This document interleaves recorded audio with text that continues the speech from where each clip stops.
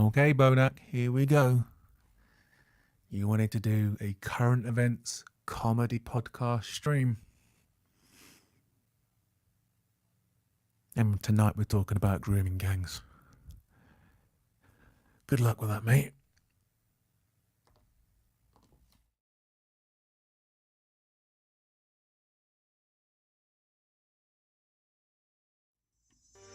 Oh, God damn, it still tingles just, but God damn. Hello, humans. Hello. Welcome to the stream. This is my podcast. This is my desperate need for attention, my midlife crisis. This is my show. My name's Bodach, and I was exiled here on Earth, framed for crimes that I didn't commit. That's a story for another day. This is my thing. I ramble, I chit-chat, I fight technical glitches, and I've probably been neuralized by the Men in Black multiple times, considering there's not a rabbit hole not worth my time. I wear my tinfoil hat with pride, never shy of speaking my mind. Join me. Help me. Enable my bad choices. Maybe then I will finally complete a computer game. I live in a castle. It's not mine. I don't know who owns it. I've never met them, but I've been here years and no one checks. My man cave's here. I've got my own gym. And there's this weird mirror down in the basement that shows me memes. I host my own talk show where I will invite guests on for a little chinwag. I also host a quiz show, Silly Sausages, and sometimes I try a bit of open mic comedy down at the local club. I also have the honour of being a regular guest speaker at the Institute of Science, Memes, Entertainment and Gaming. You can find my previous Smeg talks on all my channels. I'm not alone here. My mate Jasper is behind the scenes. He hides here. He's from my world, but the less you know about him, the better. Jasper is my producer, my editor, my security, my driver, my cook. He was my secret Santa. He's my dealer. And he groomed me. I stream on Twitch, YouTube, Facebook. No, I'm not. I'll start again. I stream on Twitch, YouTube, Kick, Rumble, Trovo, and DLive.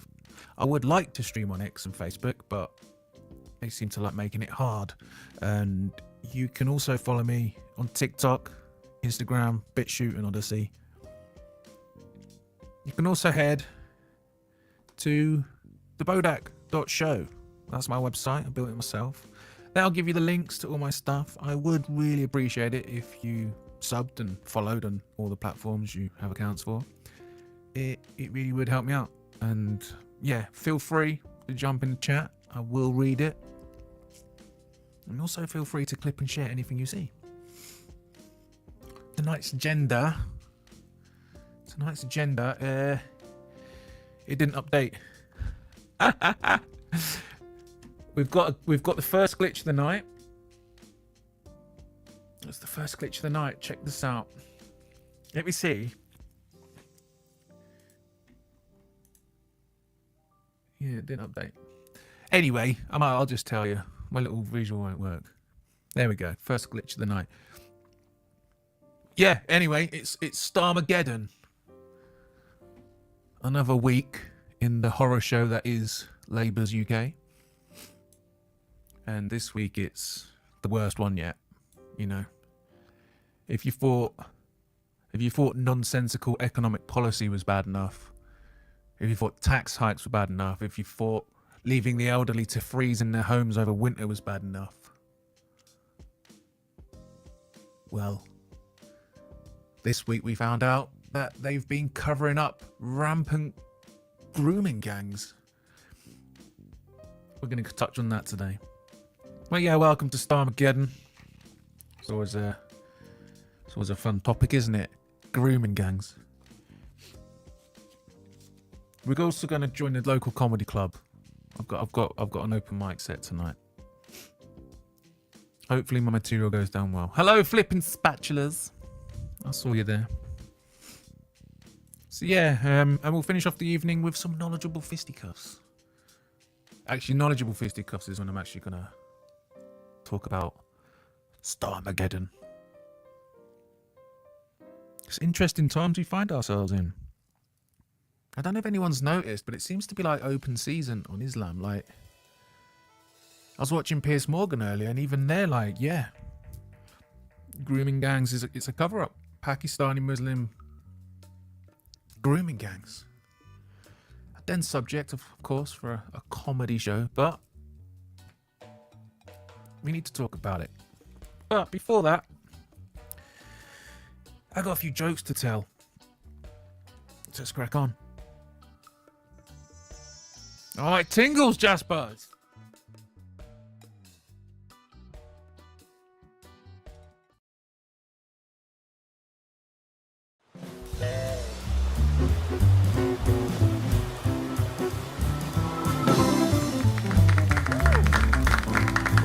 Hello.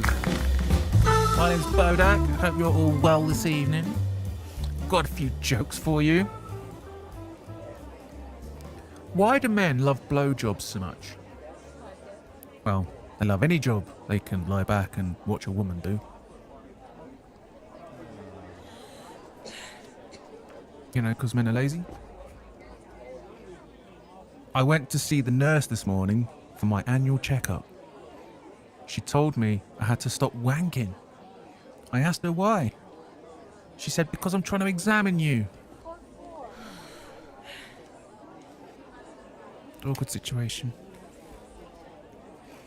Take my own fault, that was going to go well done. Jeez.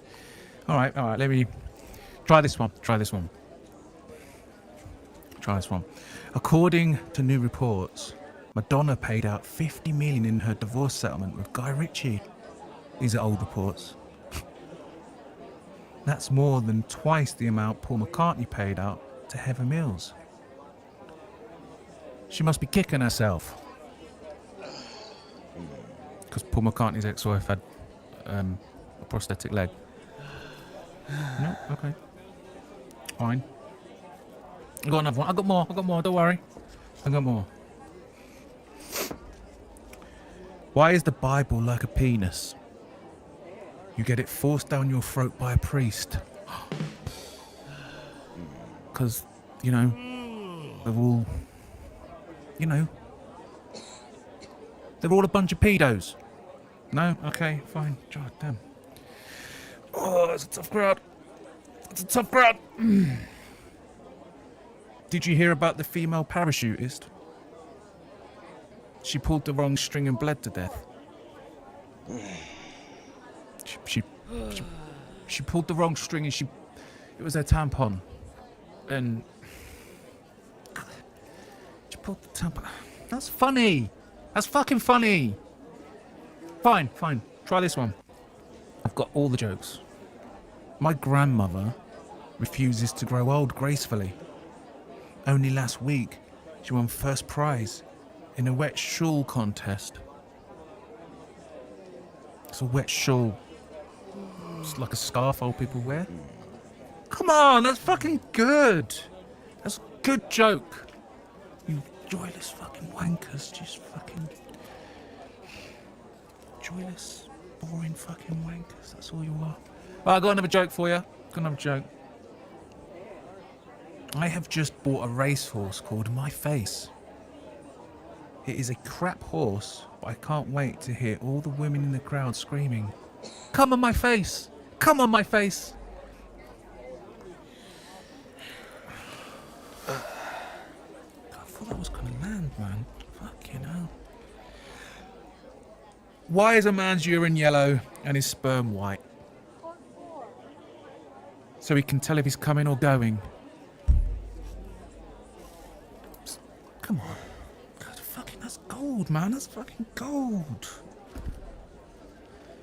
Oh, I got more. Don't worry, I'll just... Why did the Mexican push his wife off a cliff? Tequila! Yeah, she gets it. Tequila. Because Mexicans like tequila. Fuck's sake. Oh, I'll give you some more Mexican jokes. Why do Mexicans eat burritos at Christmas? So they have something to unwrap. Because they're poor. It's because they're poor. They get something done. Jesus Christ! I thought that was gonna bloody. I got. Just all right. Let's keep. All right. I mean, something's got to land. Something's got to land, right? My younger brother is an example of what can happen to people who get involved with drugs. He has a Porsche and his own house by the age of 19. Because he was a drug dealer, had loads of money. Come on!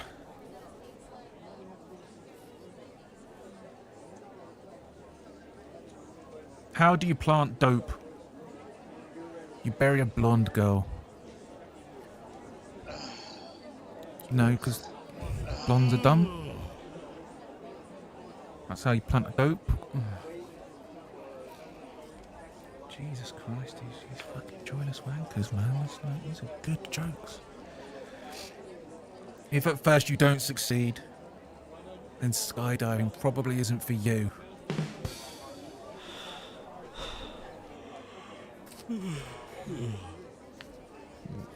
Okay. Because, like, you know, if you don't succeed at skydiving, you kind of like fall on the floor and you squish whatever. Just no point. If you have to explain a joke, if you have to explain it, maybe you just don't get it. You don't get it. Okay, all right. I'm sorry. You don't get it. All right, that's fine. As of today, Viagra will also be available over the counter by its correct generic medical name. Please ask your pharmacist for my cocks are flopping. My cocks are flopping. My cock is a flop. Because you say it quickly, it sounds like an actual medical word. My cocks are flopping. Come on, that's fucking amazing. Okay. One of these jokes is gonna fucking land. I met my wife at a singles bar. Strange. I thought she was home. I thought she was at home, looking after the kids. She's a massive slut. Okay. A newly married couple show up at a hotel and ask for the honeymoon suite.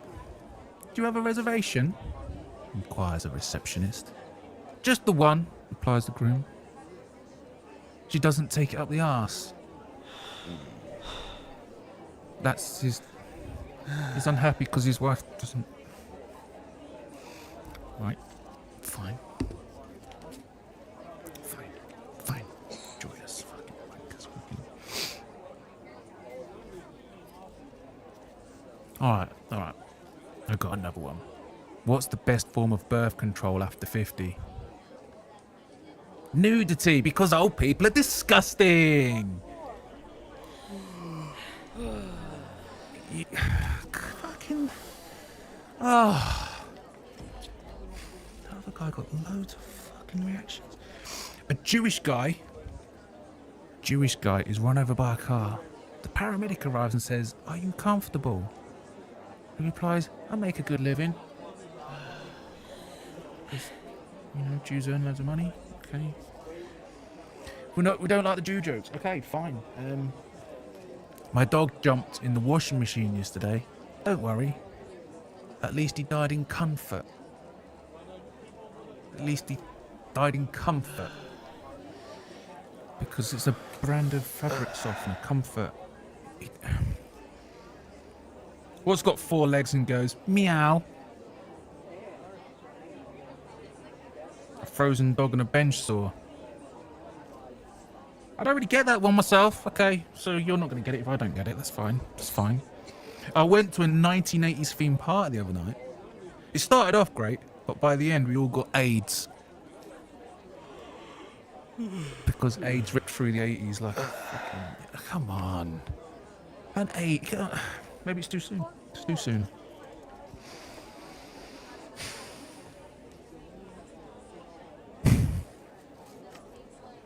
Right, let's try this. We'll try another one.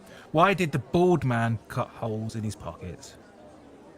So he could run his fingers through some hair. He was touching himself.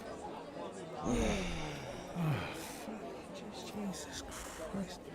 What's the difference between Harold Shipman and the government? Shipman actually did something about the NHS waiting lists.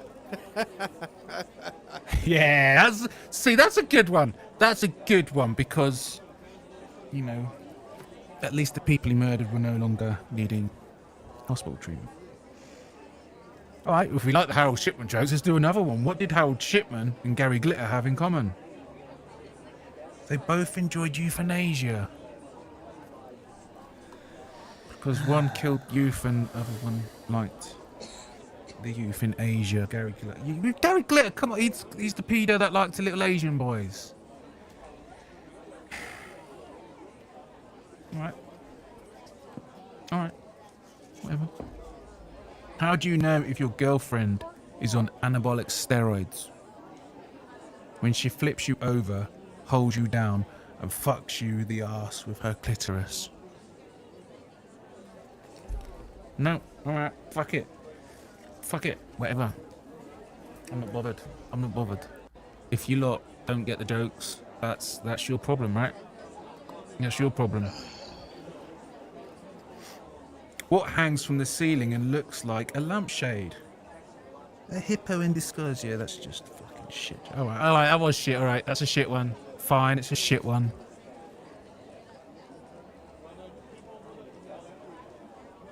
Why was Cinderella terrible at sports? Because her coach was a pumpkin. Because pumpkins are fat. Alright. I'll give one more. My girlfriend the other day, she says, I want you to treat me like a princess. So I put her in the back of a Mercedes and drove her into a wall. Because, you know, Princess Diana. I'll just, you know what? Fuck off. Fuck off. You know what I mean? If you're not going to enjoy the jokes, what am I... Yeah, get fucked. I hate you. You're wankers.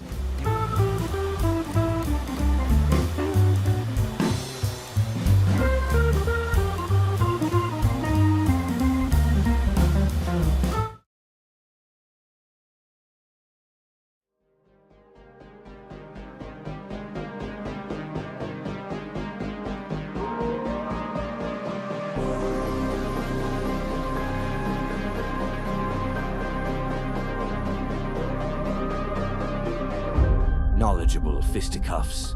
Tomorrow's news. In 2 days from today.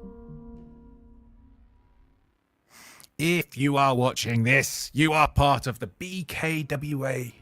That stands for Bodach's Keyboard Warrior Army. Bakwa. Fighting lies, tyranny, and corruption. One meme at a time. Legacy media is dying, my friend, and memes are now the world's #3 news source behind Elon Musk's X and Chuck Norris movies. If this segment isn't illegal, it will be eventually. Welcome to Knowledgeable Fisticuffs, your sword and shield against globalist scum. Welcome. What's up, Lord Guru? How are we, my friend? Nice to see you. Your favourite magician, what's up? What is up? Yeah, let's get into the... let's get into what has been probably the most depressing week in British history for a while. This meme sums it up perfectly. Grooming gang awareness training. That's the story of the moment, isn't it? Of course, Keir Starmer's not going to do fucking jack shit about it, is he? He ain't going to do jack fucking shit about it. What's up, smelly fingers? So yeah, as it actually turns out, you know, I kind of agree with Keir Starmer on one thing he said today, and that is that we don't need a public inquiry into the grooming gangs. At the end of the day, everyone knows the United Kingdom has a problem with Pakistani Muslims grooming and raping young British girls. It's been going on for years. It's over a decade. We've been speaking about it since the 2000s almost. And it's all come out now. A massive nationwide cover-up. And we all know exactly why. Because two things. If we did have a national inquiry, we already know what it's going to find out, and that's going to have two consequences, right? First of all, it's going to destroy whatever credibility Starmer has left. Because, I mean, his approval rating has now, like, I mean, it's record lows. He's done. He's clinging. The Labour Party is imploding. This government is imploding. Its credibility is dead. It's unrecoverable. I can't see this government going the full 5 years, but they will cling on to power. But yeah, this is the man. He was in charge of the... He was in charge of the team that was supposed to be fighting. He was supposed to be fighting these grooming gangs, and instead of doing something about it, they covered it up. In a coordinated effort with local councils, the media, and government, they coordinated to not report on it. Starmer's response, of course, is just to call everything fucking right-wing. Everything's right-wing to Starmer. But that's the truth. If he had a public inquiry, it would destroy what credibility he has left. But yeah, I don't think we need a public inquiry. I think it's a waste of time. I already know what the problem is. Well, the problem that I identified is this, right? At some point, I don't know if... I can't remember specifically. It was like 10, 15 years ago. The British police, they abandoned a centuries-long mandate, a doctrine, and that was law and order, to protect and serve. And that's what we had. But about 10 or 15 years ago, they sort of backed away and denounced that policy, you know, law and order. And they replaced it with something they call maintaining the peace. The doctrine used to be to enforce the law, and they abandoned it for a new doctrine of maintaining the peace. I mean, what the fuck did you think was going to happen? And for those who don't know what I mean, I can explain with a really good example. So picture a protest. You've got a protest. It's an Islamic protest, one of their mostly peaceful ones. But there's a lone guy, a lone British guy, who disagrees. So he decides on his own to go and counter protest. There he is. I disagree with you Muslims. He has a right to speak. He has a right to say it. He has a right to protest. He's not breaking any laws. But we know what they're like. The Islamic protest gets really angry at him. It starts to get dangerous. They start to get violent. They attack him. Under the old police doctrine of law and order, the police would arrest any of the Muslim protesters that engage in violence. And so they should. But under the new doctrine of maintaining the peace, they remove the one lone protester. That's how it works now. They try to maintain the peace. They don't enforce the law. And the obvious consequence, you know, because this policy change is literally one of the stupidest, most mind-numbingly dense, retarded policy switches in the whole of British history. Because of what do you think is going to happen when you adopt a doctrine of maintaining the peace? Every single time you're protesting and you're the larger group and you come across a smaller protest, all you have to do is get violent. And the police will charge in and remove the minority, you know, to maintain the peace. So now we get to where we are now, where we've got these rampant Pakistani Muslim gangs grooming and raping children. And under the doctrine of law and order, you would sweep in and do something about that. But under the doctrine of maintaining the police, well, they turn a blind eye and cover it up. Seems really obvious to me.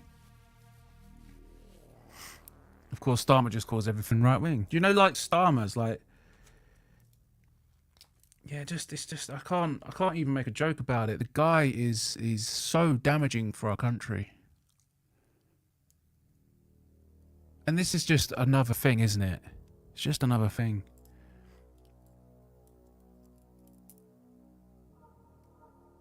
I don't know if there was I had a little exchange on TikTok with A. Thompson. He's a friend of mine, but he's really far left. It's really far left. And I had a little exchange with him.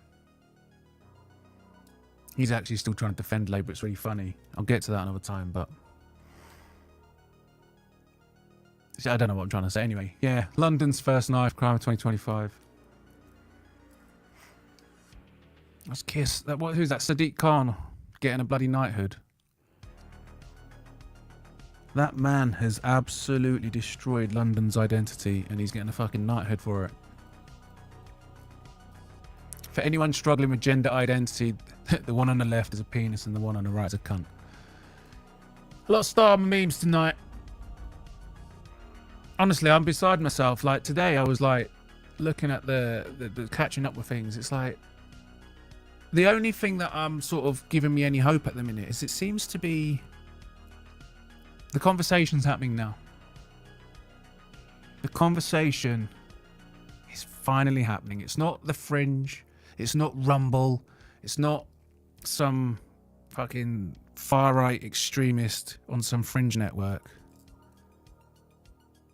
You've now got it being spoken about on the BBC, GB News, Piers Morgan's talking about it. You're talking lefties and moderates are now finally beginning to have the discussion. And it's a conversation that needs to be had. Because the one terrifying thing about these grooming gangs is you might catch them, you might finally lock them up. But the truth is they don't think what they're doing is wrong. Their religion's not telling them to not do that. And it looks to me like this country is finally going to start asking that question. Is this ideology compatible with the West? I don't think it is. I think I've said on previous streams, the way their views are just abhorrent. I'm not going to go over it. But at least we're having a conversation. You know what I mean? But like I said, I'm trying to... I just can't. It's just... I'm beside... It's hard, like, because you grow up in a country like this and then you find out that you've imported an ideology that's completely incompatible. And they're quite literally going after our children. It's really hard to be rational and calm. It's hard not to get angry. They covered it up. They covered it up. And Starmer led the way. Our current Prime Minister led the way in the most disgusting, prolific cover-up since Jimmy Savile. And that's what this is. The victims of these grooming gangs outnumber the victims of Jimmy Savile. And the fact that it's so identifiably specific is shocking. Pakistani Muslim gangs. That's who did it.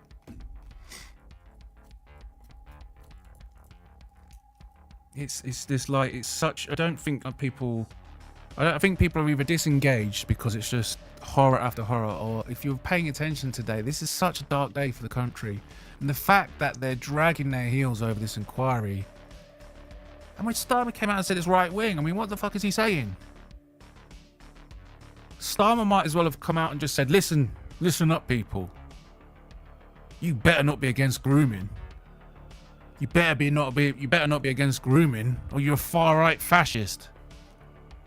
That's basically what he's saying. If you care about the kids, you're a fascist. It's like, you know, if you're not grooming children, you should be ashamed of yourself. You far right fascist. What the fuck is this? He's been doing it since the day he took office. Every single time there's a fucking issue, he just cries far right. Every fucking time.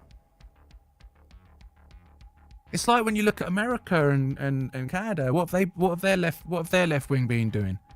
Oh, Trump, fascist, MAGA, Trump.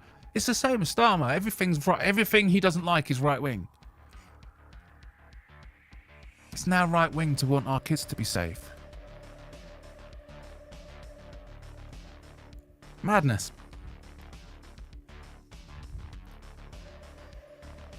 The other thing is as well, this is what this meme will show us. The Office of National Statistics and whatnot, they're refusing to publish the data.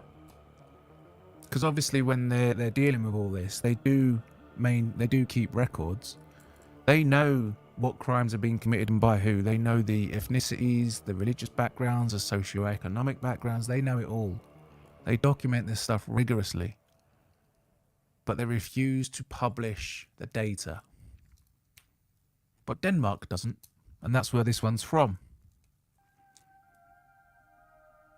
And that is a chart. The longer the line, the more violent crime convictions. That is the violent crime conviction rate in Denmark.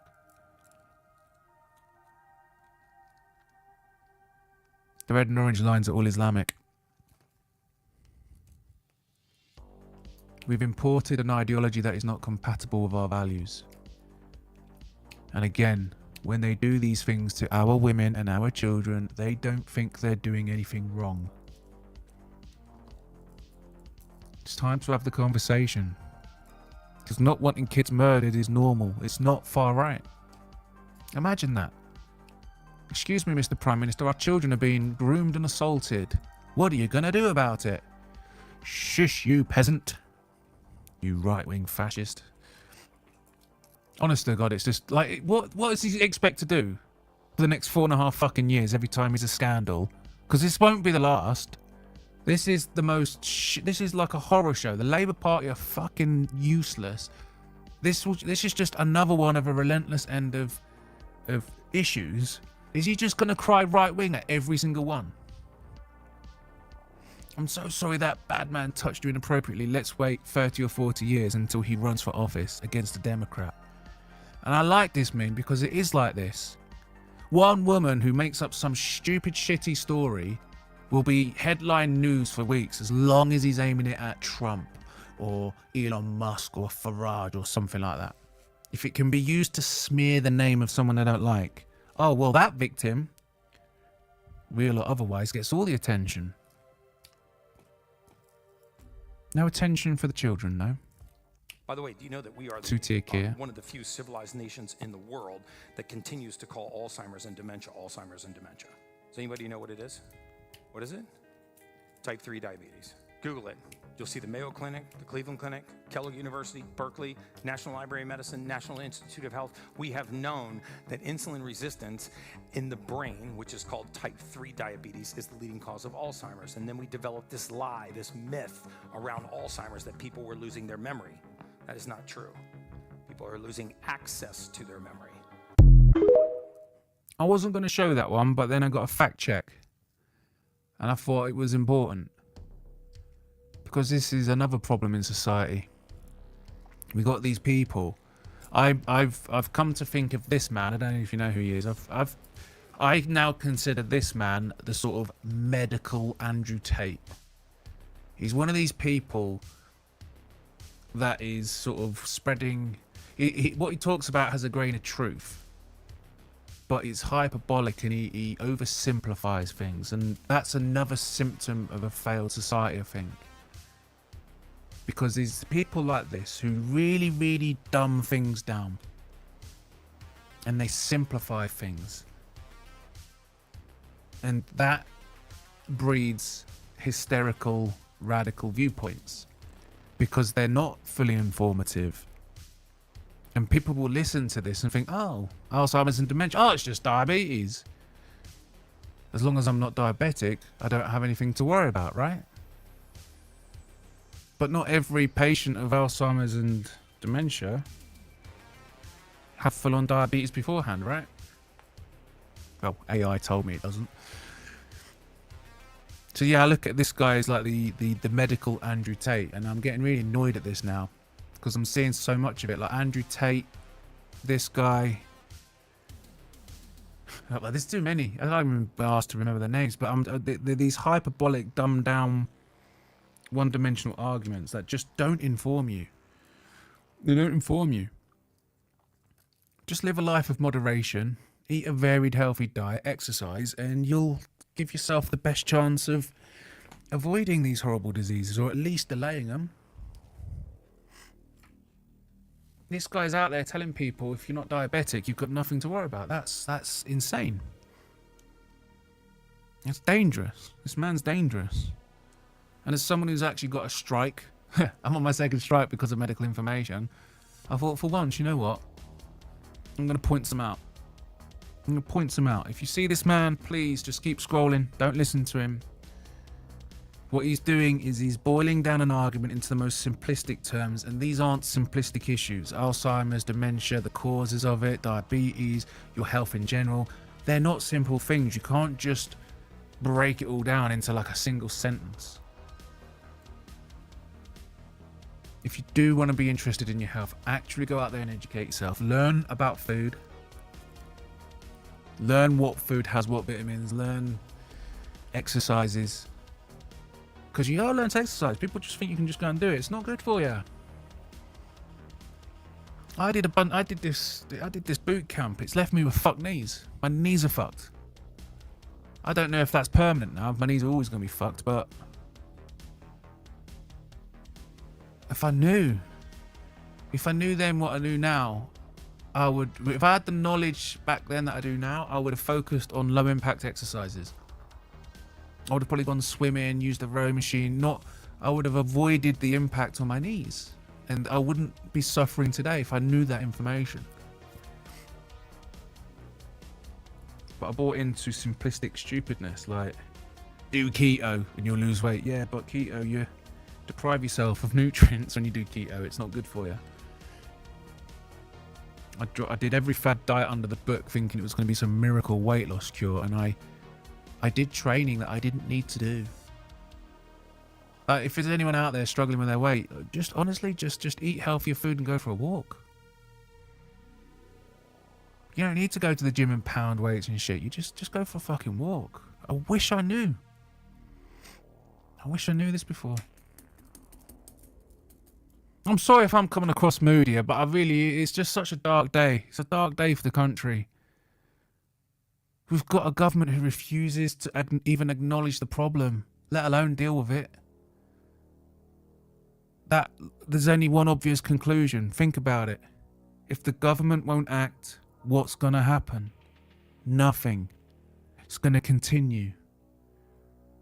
There's girls suffering for it right now somewhere in this country. There's some girl in a room full of fucking rapists. And she doesn't get to go home until they're done with her. That's happening every fucking day. In, 52 towns or something? Right now, that's fucking happening. It's hard to be jovial on the day you find out your government is literally just saying, fuck off right-wingers, we're not doing nothing about it.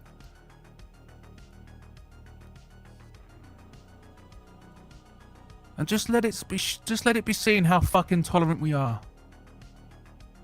Other countries, France for example, they riot over less. I'm not saying go out and riot. Don't go out and riot, obviously.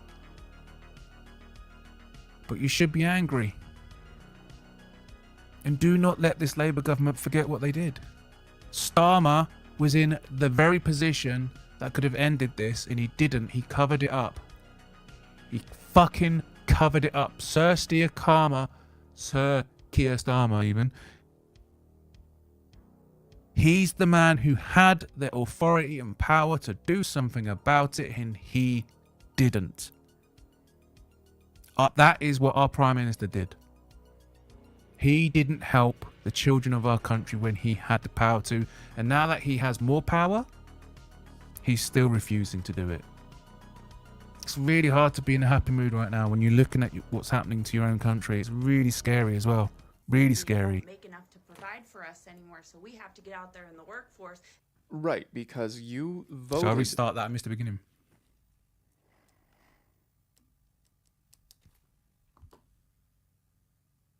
We got a glitch. We've got a glitch. By the way, do you know that we are the You don't make enough to provide for us anymore, so we have to get out there in the workforce.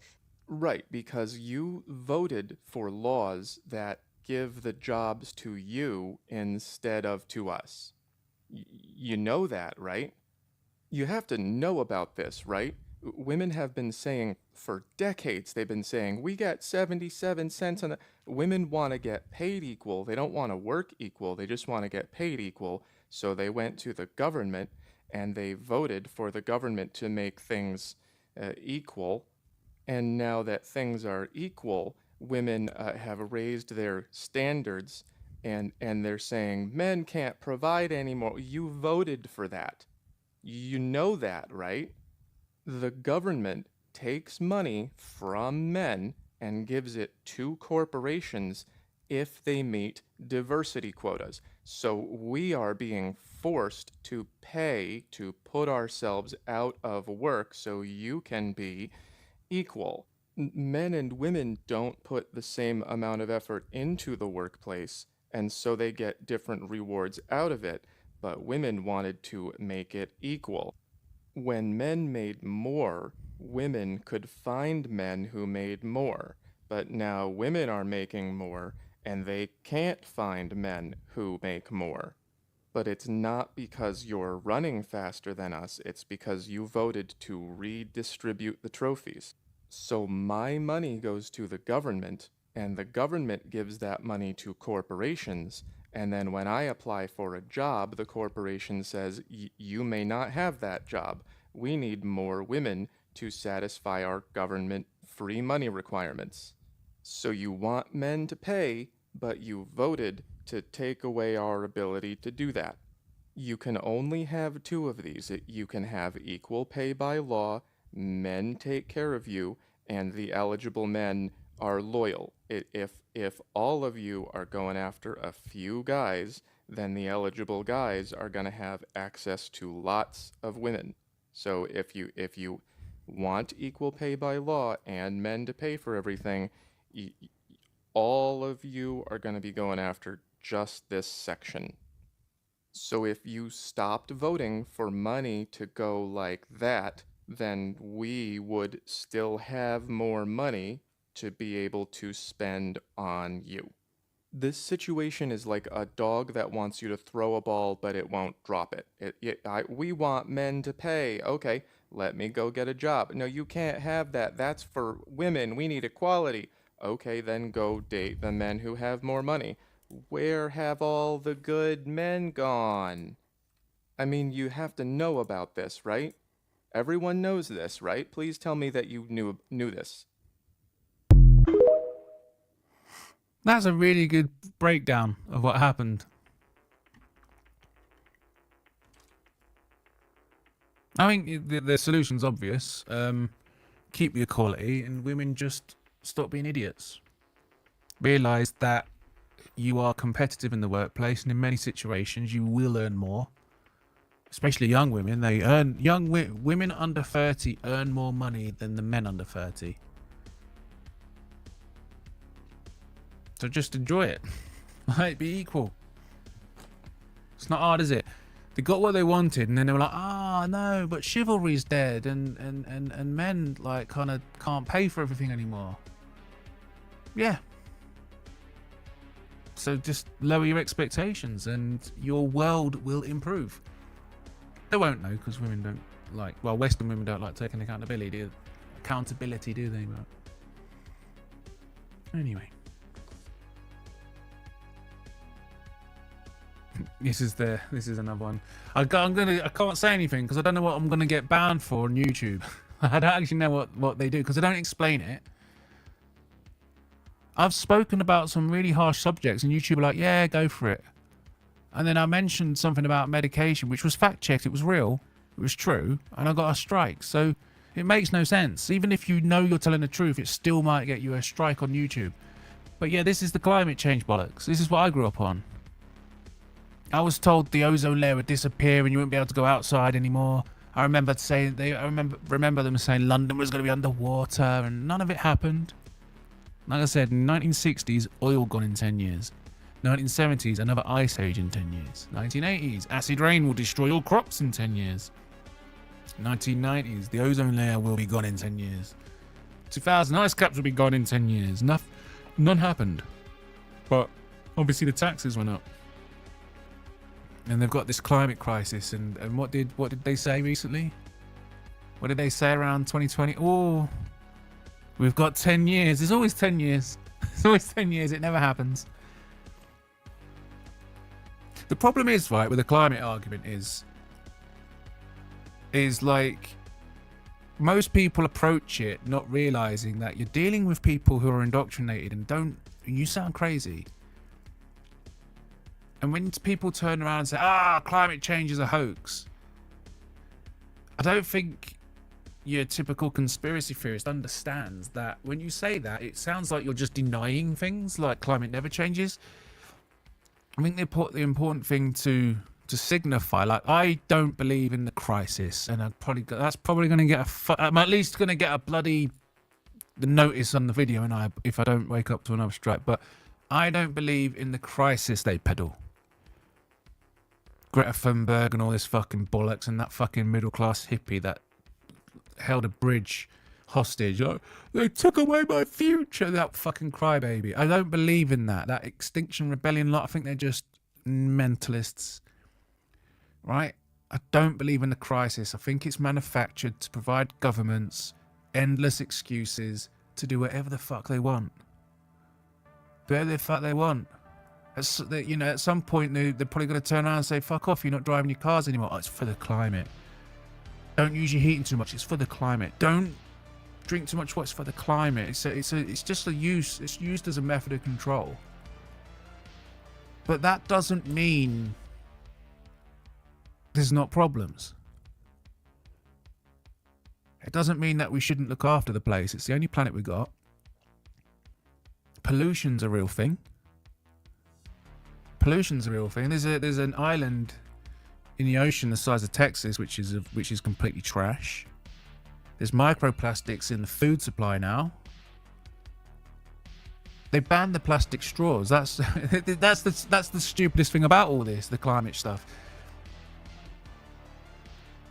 You know, they're literally ripping down the Amazon rainforest for palm oil and stuff like that. All these you can't do that without consequences. Doesn't mean the world's going to end. No. Does it mean we're going to cook ourselves to extinction? No. But we are destroying things. We are destroying the habitat. These lithium mines that we're mining. That is disgusting. Even just cars. People don't think people understand. People, like, when they look at a car and they think, oh, well, it's the exhaust, right? That's the bad thing. What comes out of the exhaust. Well, actually, modern catalytic converters do a fantastic job. What comes out the back of cars is actually mostly oxygen. I won't breathe it in, but the converters, they do filter out a lot of the toxins. The thing that makes cars such massive pollutants is brakes. It's the brake dust. When your car brakes, it creates a fine dust. And when you're in traffic, especially little ones walking along the side, they're breathing that in. They're breathing that in. We do need to address these problems. The problem is everyone's so fixated on the big thing, the climate crisis, that no one actually addresses the little things. There's actually a shockingly alarming, a shockingly low level of research goes into how do we improve vehicle brakes so they don't spread fine toxic particles that you breathe in. No one's actually trying to figure out a way to make that better. You know what I mean? And they're obsessed with carbon. They're obsessed with carbon. They've got carbon tunnel vision. The government are always doing this. All these powerful people, it's like that medical guy earlier, Andrew Tate and all these people. These fucking sharks, these grifters, they simplify everything to a moronic position, to the point where the whole world is now pursuing carbon neutrality, despite the fact that carbon is a good thing and we want more of it. Makes the planet greener. It makes the planet richer. It makes it easier to grow food. And because they're so one-track minded, they don't actually fix problems. Sort car brakes out. They're really bad for us. Get that trash out of the ocean. Why are you banning plastic straws when plastic straws aren't the problem? It's the microplastics in modern pharmaceuticals and like shampoos and stuff. They use microplastics in that. Every time you have a shower, you're flushing microplastics into the ocean. And then it ends up in the food. They're so fixated on carbon, they don't fix the actual problem. It's always the same. Always the same. You don't make enough to provide for us anymore, so we have to Where'd get you out seen there this and one? work. The new Monopoly, the UK edition. Breathe, go to jail. Disagree with a Muslim, go to jail. Disagree with a trans person, go to jail. Disagree with anyone on the left, go to jail. Cross the road, you go to jail. This country has gone jail mad. Because of Starmergeddon. You don't think the moon landing is real? No, I don't. No. Do you? Yeah. Why do you think the moon landing is real? Why don't you tell me why? I saw Have it you on looked into television. Oh, you're a genius. Oh, beep that. Hit Okay, that. we'll bleep it. We'll bleep it. No, it's okay. We got That's it. genius. You saw it on TV? That's awesome. I'm going to show you some CGI. I'm going to show you King Kong. I saw that on TV, too. There's an 80-foot gorilla. He's running around kidnapping white chicks. You should check it out. 1972 was the last time a human being has been through the Van Allen radiation belt. 1972. That's the last time. There's been only 7 trips ever that human beings have ever gone past 400 miles. Every single space station mission, every space shuttle, every satellite, all of those are inside the protective Van Allen radiation belts, which start at 1,000 miles. They go from 1,000 miles to, depending on who you ask, if you ask NASA, 24,000 miles. If you ask James Van Allen, the guy who discovered it, it's 67,000 miles of intense radiation that's in a gigantic donut band that covers around the Earth. Now, even if you got outside of that band, you have to deal with solar cycles. There's the apex of a 20-year solar cycle was between 1969 and 1972. All the time when these guys are making those missions. Any one of those guys out there in those tiny little aluminum shielded crafts would have been killed instantly during any solar flare. Why fake it? Thank you, Colin. Why you not got your ass fake just it? kicked. You should open with that. If you look at any of the footage online, it looks ridiculous. It looks stupid. If you look at the videos, it looks ridiculous and dumb. You know why? Because in 1969, nobody anticipated that we were going to have VCRs and the internet. We were going to be able to watch that. They wanted to win the Cold War. The Soviet Union's had over 10 firsts in space. First man in space, first woman in space, first they had everything. First dog in space. They had first satellite. They were so much more advanced than the Americans were. But the Americans were more advanced in trickery. And that's what they did. They figured out a way to fake it. That's why when Neil Armstrong got back, first of all, he went insane. They went into a deep depression. So did Buzz Aldrin. He became a huge alcoholic. He gave no interviews. Neil Armstrong still to this day will not give interviews. He gave one speech that he gave at the 25th anniversary of the moon landing. And this is what he said in front of America's best honor students. He said, "We have here amongst us America's best and brightest." And the quote was, "You will achieve many great things if you could peel away one of truth's hidden layers." That's a speech this guy gives standing in front of the top honor students of the country. Not, "I went to the moon." He doesn't say that. He gives this cryptic speech. Now, Bill Clinton, in page 100, I think it's 156 of his book, My Life, he gives this story about how when he was a kid, he was working with this carpenter. And this carpenter said, "You know, I don't believe man landed on the moon." It was 3 months after the moon landing. And he said, "I thought that guy was ridiculous." He said, "You know what? I don't believe anything those TV fellows show you." He said, "After 8 years in the White House, I thought maybe that guy was ahead of his time." Wow. This is in Bill Clinton's autobiography. Wow. This is in his book.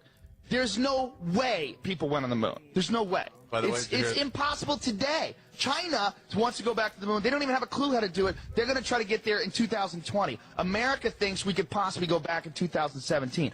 All of the hard data, the telemetry data, 14,000 reels is missing. No one can find it. What the telemetry data Isn't that amazing? That's the binary Isn't that data, amazing? the ones and the zeros that show the distance between the command module and the Earth during every step of the way, on the way to the moon and back, which you can't fake. They don't have that. They can't find it. Which you would think would be in a locked golden vault in the Smithsonian. But no, they can't find it. Well, they say, well, you know, they placed laser reflectors on the moon. You could shoot a laser beam. That's proof. Well, it's not proof because the Russians did it twice with unmanned probes. The Russians also collected space samples and samples of the moon. Very amazing, and I've had these guys on, and Which guys? You know, the different guys on the internet that are behind. There's a lot of guys, and I've debated that one guy, that Phil Plait from Bodach. I clown that guy. The guy that gets in every astronaut's face. Well, that guy's a crazy Christian, and he's nuts. Which is, you know what, you have to be a little crazy to look that deep into this theory, because it seems so solid. We went to the moon. It seems so solid until you look into it. But here's the only thing. We can't keep anything quiet in this country. It doesn't matter. No one's keeping it quiet. Everybody you can go at look NASA, at it. the astronauts, I mean... Those guys are afraid of their lives. Gus Grisham, the pilot who was the guy who died on the launch pad along with two of his friends, he was a public critic of NASA. He put a lemon, he hung it on the simulator, put a lemon and put it on a hanger and hung it. He was dead in that same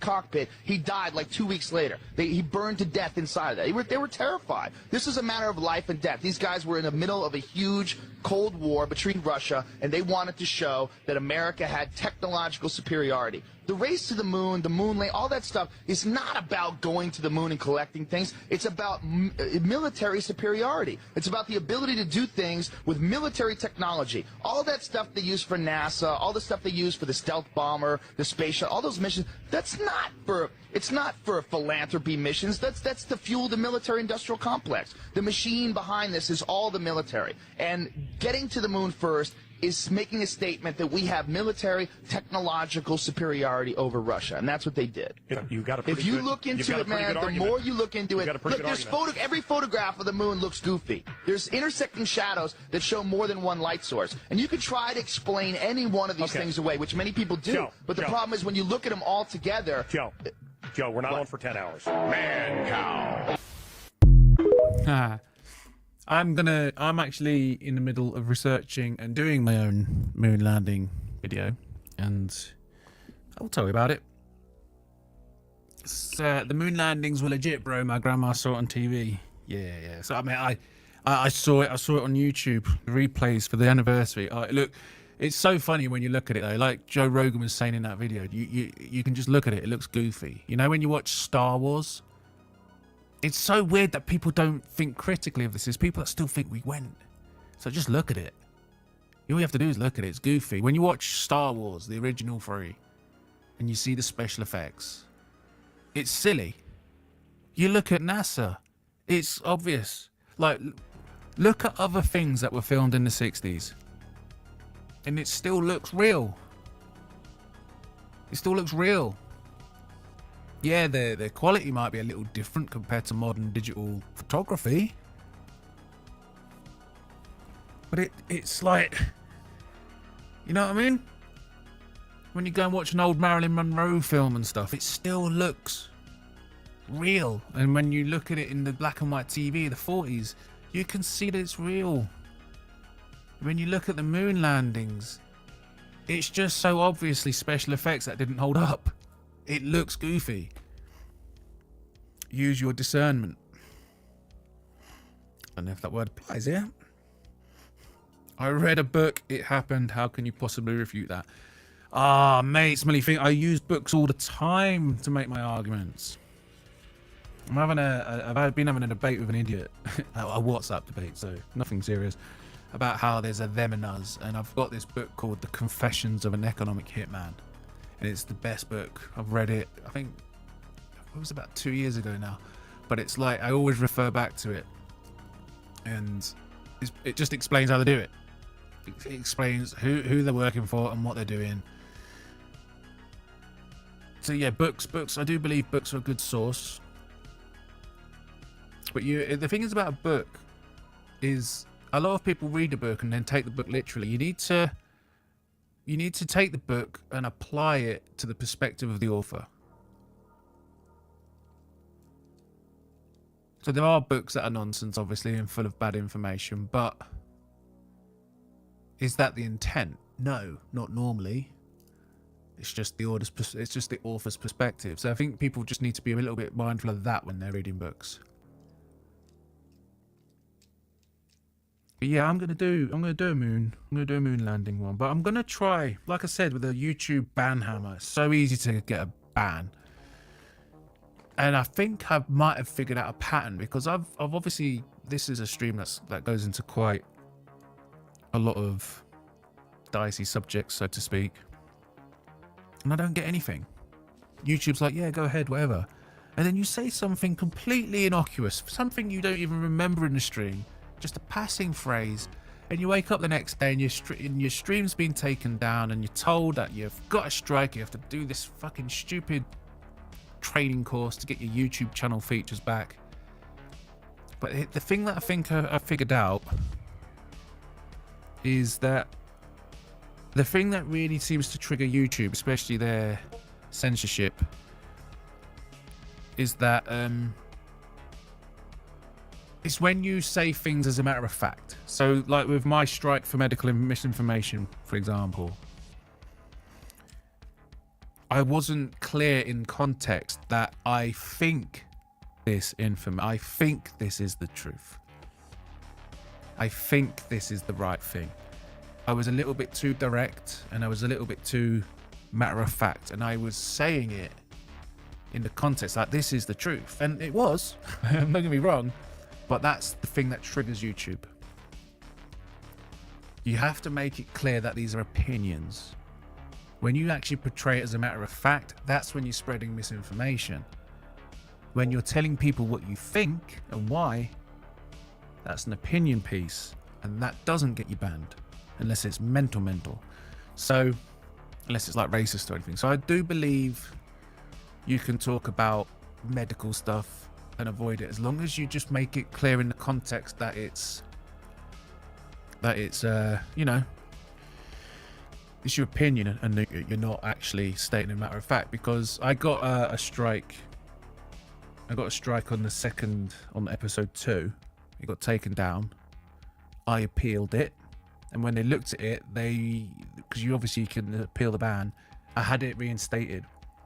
Because I think obviously the AI thought, fuck it off, get rid of that. But when I actually got the review, they realized in context I was actually just joking, so they reinstated the video and gave me my features back. So when I do go into these subjects, especially with this moon landing one and anything else that might be dicey, I think what I'm going to do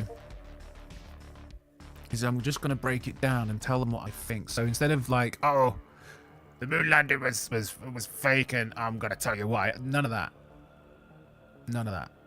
Plus, there's too much of that. I don't want to be that guy. I hate those people. There's too much of that in the world. Everyone's telling you what to think. Everyone's telling you what to think all the time. No one just gives you information and lets you think for yourself. And not many people think for themselves. And it's scary. It's really scary. So when I do my moon landing video, I'm just going to say the context will be, there are people that think it's a hoax, and here's why they think that. And there's people that think they're mental, and here's what they think debunks those claims. And I'm going to lay it down side by side. I'm not going to be telling you what to think. I'm not going to be telling you what happens. I will make it clear that I have a bias towards it being fake. But I'm just going to present the information. I'm going to let you know what debunkers say, and I'm going to let you know what the tinfoil hats say. And the purpose of the video will be, here's the information. Think of it what you will. And that's what we need in this world. Because so many people just tell you what to think and they don't just give you information. It's become so normal. And people have a confirmation bias, and they look for the source that just agrees with them, and they have this source. This is what to think. This is what to think. And people are like, yes, I already think that. I agree. Wicked. We could all be in an echo chamber. It's maddening, because that's the majority of people, right? You mention something like the moon landing, no one actually goes, oh, why do you think that? Oh, you think we haven't been? Why? They just attack you. You're just a crazy tinfoil hat, right? But yeah, I'm going to be going into all kinds of subjects this way as well. It's not just the moon. It's going to be, 9/11 and JFK, the fractional reserve banking, the banking cartels, the CIA's relationship with drug cartels, the fentanyl crisis, China's genocide of Uyghur Muslims. I'm going to touch on these pretty dense subjects, but I'm not going to be telling people what to think. I'm going to be really cautious not to do that. I'm just going to say, here's the information. Now think for yourself. Figure it out. It's not my place to tell you what this means. I'm just giving you information. I'm just giving you things to think about. That's what I'm going to go for. And I hope that helps me avoid the YouTube ban hammer.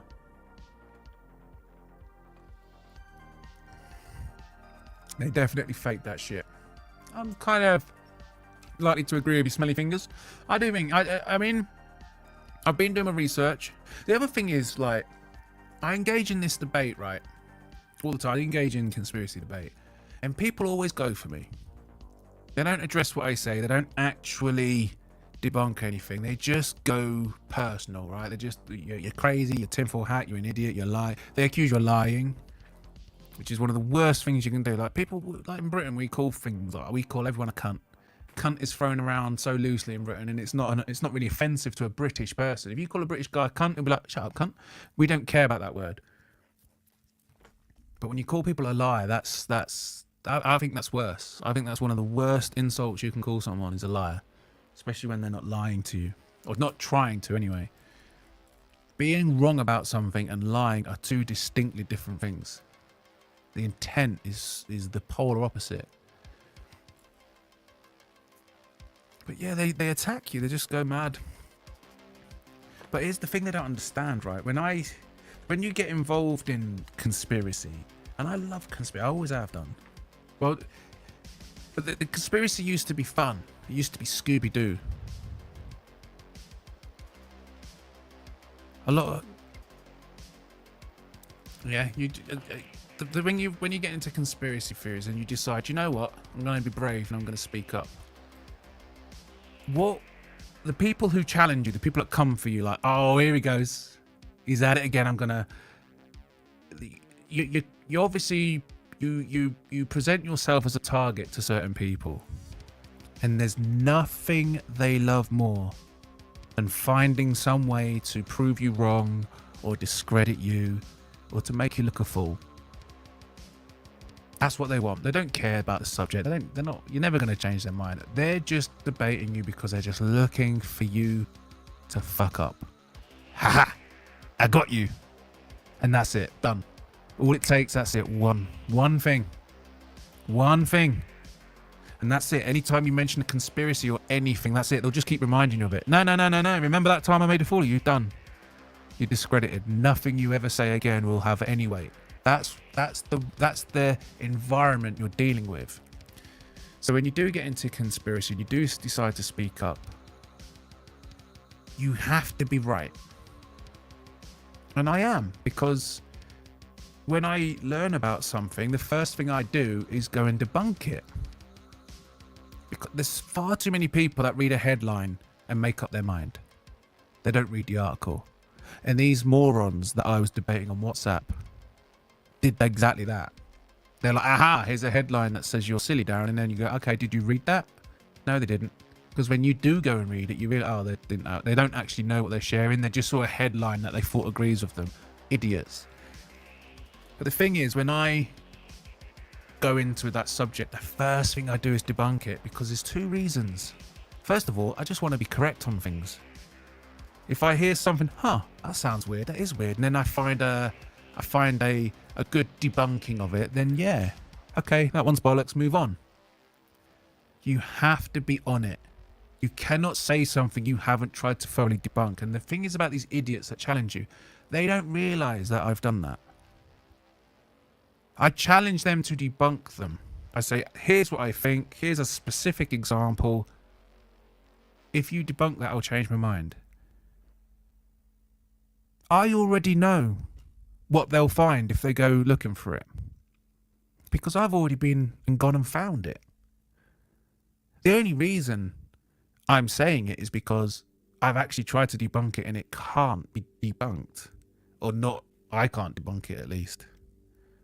And when you go and try and debunk it, I already know what you're going to find because I was just there. And I don't understand it. I don't understand that. But like I said, you have to be spot on all the time. You always have to be spot on. Because these fucking cretinous mongs, they're not trying to debate you. They're not trying to converse. They're not sharing information. They're just trying to catch you out. They're just trying to make a fool of you. That's what I mean. And there's too much of that. Too much confirmation bias. So when I do these videos, I'm just going to give you the information. And I'm going to give you both sides. And the funny thing is, these people have been arguing with me, trying to debunk the moon. I've done a better job than they do. I've done a better job of debunking myself than they have. And my video about the moon landing, I will consider it a success if when it goes live, I see 2 comments. One saying, yep, that's enough for me. I think we faked it. And another comment saying, well, clearly the debunking makes more sense. So we have been. That's what I want to achieve. Right? Because what that will mean to me is that I've presented the information and these people are thinking for themselves. And that is what I think makes it good. Whether or not I achieve this is to be seen, but that's what I'm going to go for. Cognitive, shut up, can't. What, smelly fingers? Sorry. I know I've seen my Discord lighting up. Sorry, I can't keep up with everything. I've got chats, OBS, fucking too much shit in front of me. I'll catch up with Discord later. What's up, William? How are you, my friend? Mountain Man. I haven't seen you before, Mountain Man. How are you? Where are you from? How big's your penis? Gaz Ninja. Hello. What's up again, Ninja Gaz? It's a somber stream today. I'm so sorry. If you do rewind it and watch it, you're probably going to find it's the grumpiest stream. It's a dark day. It's a dark day. The British people found out this week that Muslim migrants are raping away and our government's covered it up. It's a dark day and we have a government right now that refuses to fucking act. So yeah, it's a bit of a moody one today, sorry, because I'm upset. I'm fucking upset. This country is falling to fucking pieces and we can't even have a government that will fucking put an end to child rape. Imagine living in that country if you're not British. Imagine if your country was like, oh, by the way, you've imported an intolerant, incompatible ideology into your country, and what they've done while they're here is groom and rape all your children. And instead of doing something about it, your government just says, actually, no, you shut up, you right-wing fascist. If you're not grooming children, you should be ashamed of yourself, you right-wing scum. That's basically the mentality of the Labour government. So yeah, it's a somber stream, it's a moody stream because it's a moody day. It's a really fucking moody day. It's a cold, miserable January with an inept government. And if you've got daughters and you live near one of these migrant hotels, there's a school near me. Guess what? The migrant hotel came in and now the school has a strict collection policy. They don't let the kids walk home alone anymore. The parents have to pick them up because there's been incidents involving young girls. That's happening local to me, by the way. Coming soon to a village near you. Imagine that your school are like, actually, why are these weirdos hanging around the gates trying to talk to the girls? We literally can't allow you to walk home. It's not safe. Your parents need to pick you up. That's happening near me. And I live in a nice area. Fuck knows what they get away with in the poor areas where the mums are, like, you got these poor areas where the single moms are working 2 jobs and their fucking kids are just roaming free. These poor fuckers, man. What's up, Gas Ninja? Yeah, Cage. Thoughts on Fent. What do you mean by Fent? Fucking legends. Who's a legend, Smelly Fingers? Born in England, raised in the USA. I have a claim to the USA, by the way. I was going to try and get dual citizenship because I thought having an American passport would be really cool. But then I found out that if you've got an American citizenship, you have to pay income tax even if you don't live there. I thought, that sucks.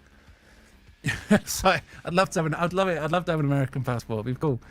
and have dual citizenship. But anyway, my other alternative is to get a Bulgarian citizenship, but there's not really much appeal to that. There's nothing a Bulgarian passport would grant access to that a British one doesn't. Full-blooded Anglo-Celtic. Yes, I am a full-blooded Anglo-Celtic too. An Anglo-Celtic alien. Starmer's government is a disgrace. Yes, Gas Ninja, I've been talking about it. Starmergeddon.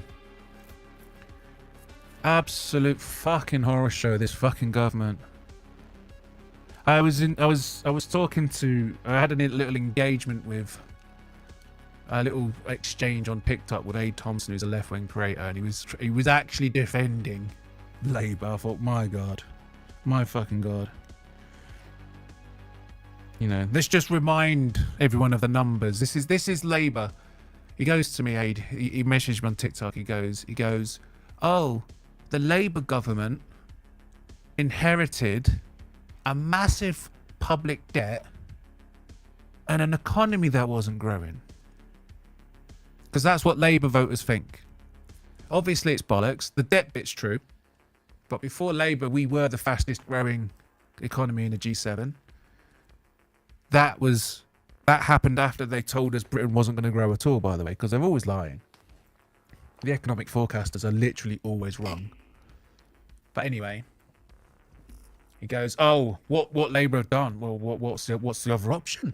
What's the other option? And he says, you have to raise tax. The debt's gone beyond reason, and you can't just miracle growth. It was the most moronic, typical Labour voter fucking nonsense. It's like, he didn't reply to my response because obviously my response made him look a fool, and I just said, okay, explain to me, if you've got an economy that isn't growing and a massive public debt, how the fuck is raising taxes on everyone, making everyone poorer, and committing to hundreds of billions in spending gonna solve either of those problems? The spending, you know what I mean? Let's just run through the numbers. Labour promised us not to raise tax.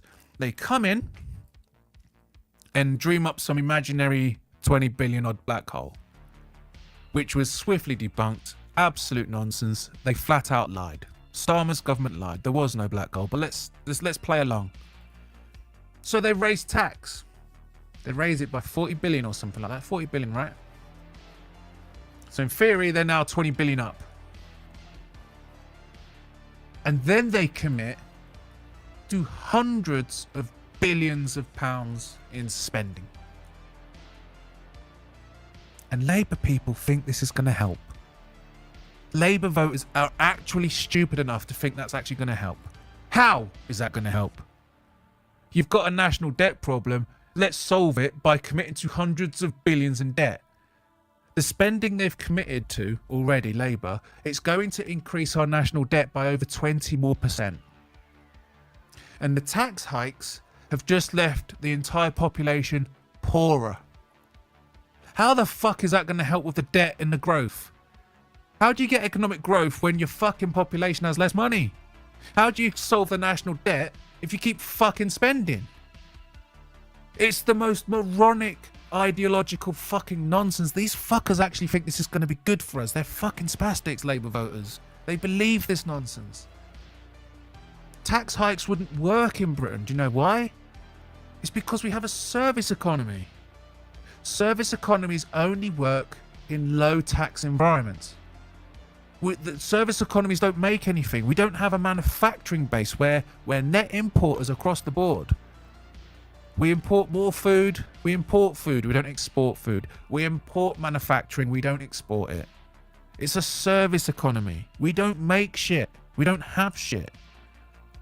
When you do have a manufacturing economy and your country actually makes stuff, then you can increase the tax burden because you need the stuff. So you're going to buy the stuff regardless. So when you've got a manufacturing based economy, you can actually take the tax burden.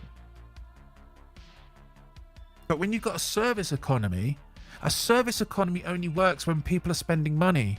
When people stop spending money, service economies collapse. And it makes perfect fucking sense. If if these Labour voters would just fucking think about it. You've just taxed your population and made them poorer, so now what? They're not going to go to the cinema so often. They're going to start budging tighter at the supermarket. They're not going to go to museums as often. They're not going to go out as much. They're not going to go pubs as much. They're going to fucking... Where's your fucking economic growth coming from, you fucking idiots? You've just made us all poor. It's a service economy. You need to reduce the tax. The money needs to move. You need to do one or two things. If you've got a service economy and you're going to stick with it, you have to lower tax. Or you do what Trump's doing and you start forcing manufacturing to come back with tariffs. Once you're actually making stuff again and your country is in a position where you're exporting things rather than importing things, that is when a higher tax burden can actually help a country out, clear debt and stuff. It's like economics 101. You don't have to be an economist or a banker to understand this. A simple fucking Google will teach you the fundamentals of different economy types. How manufacturing economies work, how agricultural economies work, how service economies work. Honest to God, Labour voters, they're so thick. They're so thick. They're the dumbest, stupidest fucking people. Imagine thinking you can create economic growth and clear a national debt by taxing your population and spending. And here's the thing. They've already committed to spending that's going to push our national debt by over 20% more. And it's only the first 6 months. We've got another 4.5 years of this fucking bollocks. We've got another 4.5 years of tax hikes and reckless spending. It won't be the last. They're going to create the problem and they're not going to learn their lesson because lefties don't learn their lesson. They always double down. Lefties always double down. They never learn. They will never ever admit their policy failed. They always double down. So in 6 months to a year, when the debt's higher and the economy's slower, they're going to make, oh shit, well, let's spend more and tax more then. They're fucking idiots. And we've got 4.5 years of this. Maybe less if we can fucking figure out a way to get started. And that's another thing about lefties. There's no accountability for them. Like, Starmer's already fucking weathered a whole bunch of fucking scandals. With the Tories, it's like Boris Johnson, what, 1 or 2 scandals and he's out? Then you fucking, what was her name? Liz Truss, she was out pretty quick sharp. It's like when it's the Conservatives and it's not quite working, there's a very quick change. It's not working, change.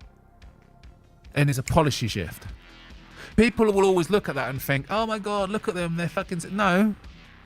They're adapting. They got it wrong and they've changed. They're trying a different thing. We're not going to see that with Labour. This Labour government are going to fail, and when their failures start to present themselves, they will double down. Trudeau would double down. Biden double down.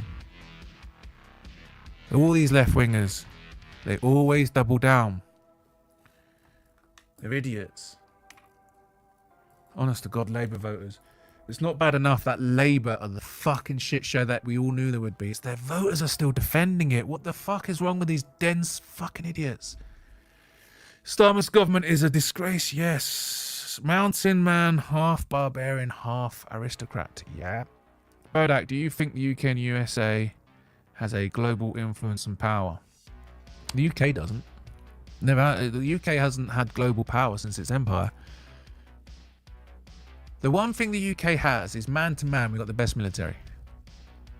Like, people laugh at us in Afghanistan and stuff because we're quite, despite the wealth in Britain itself is poor. The British people are quite poor.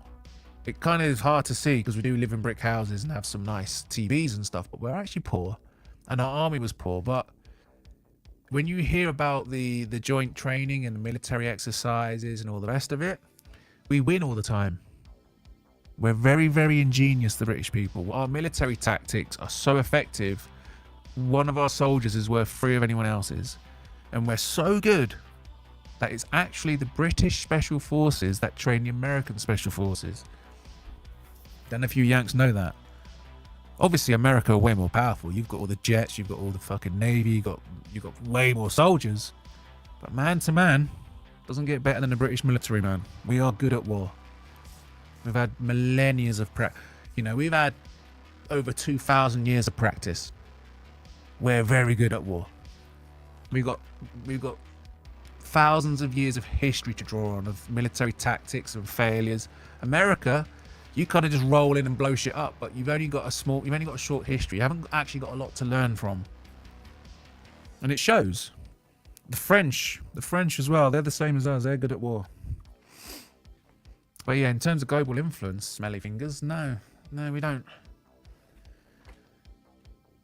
If I was in charge of the United Kingdom, one of the first things I would do is establish fanatical neutrality. Like Switzerland's neutral, I'd take it another level.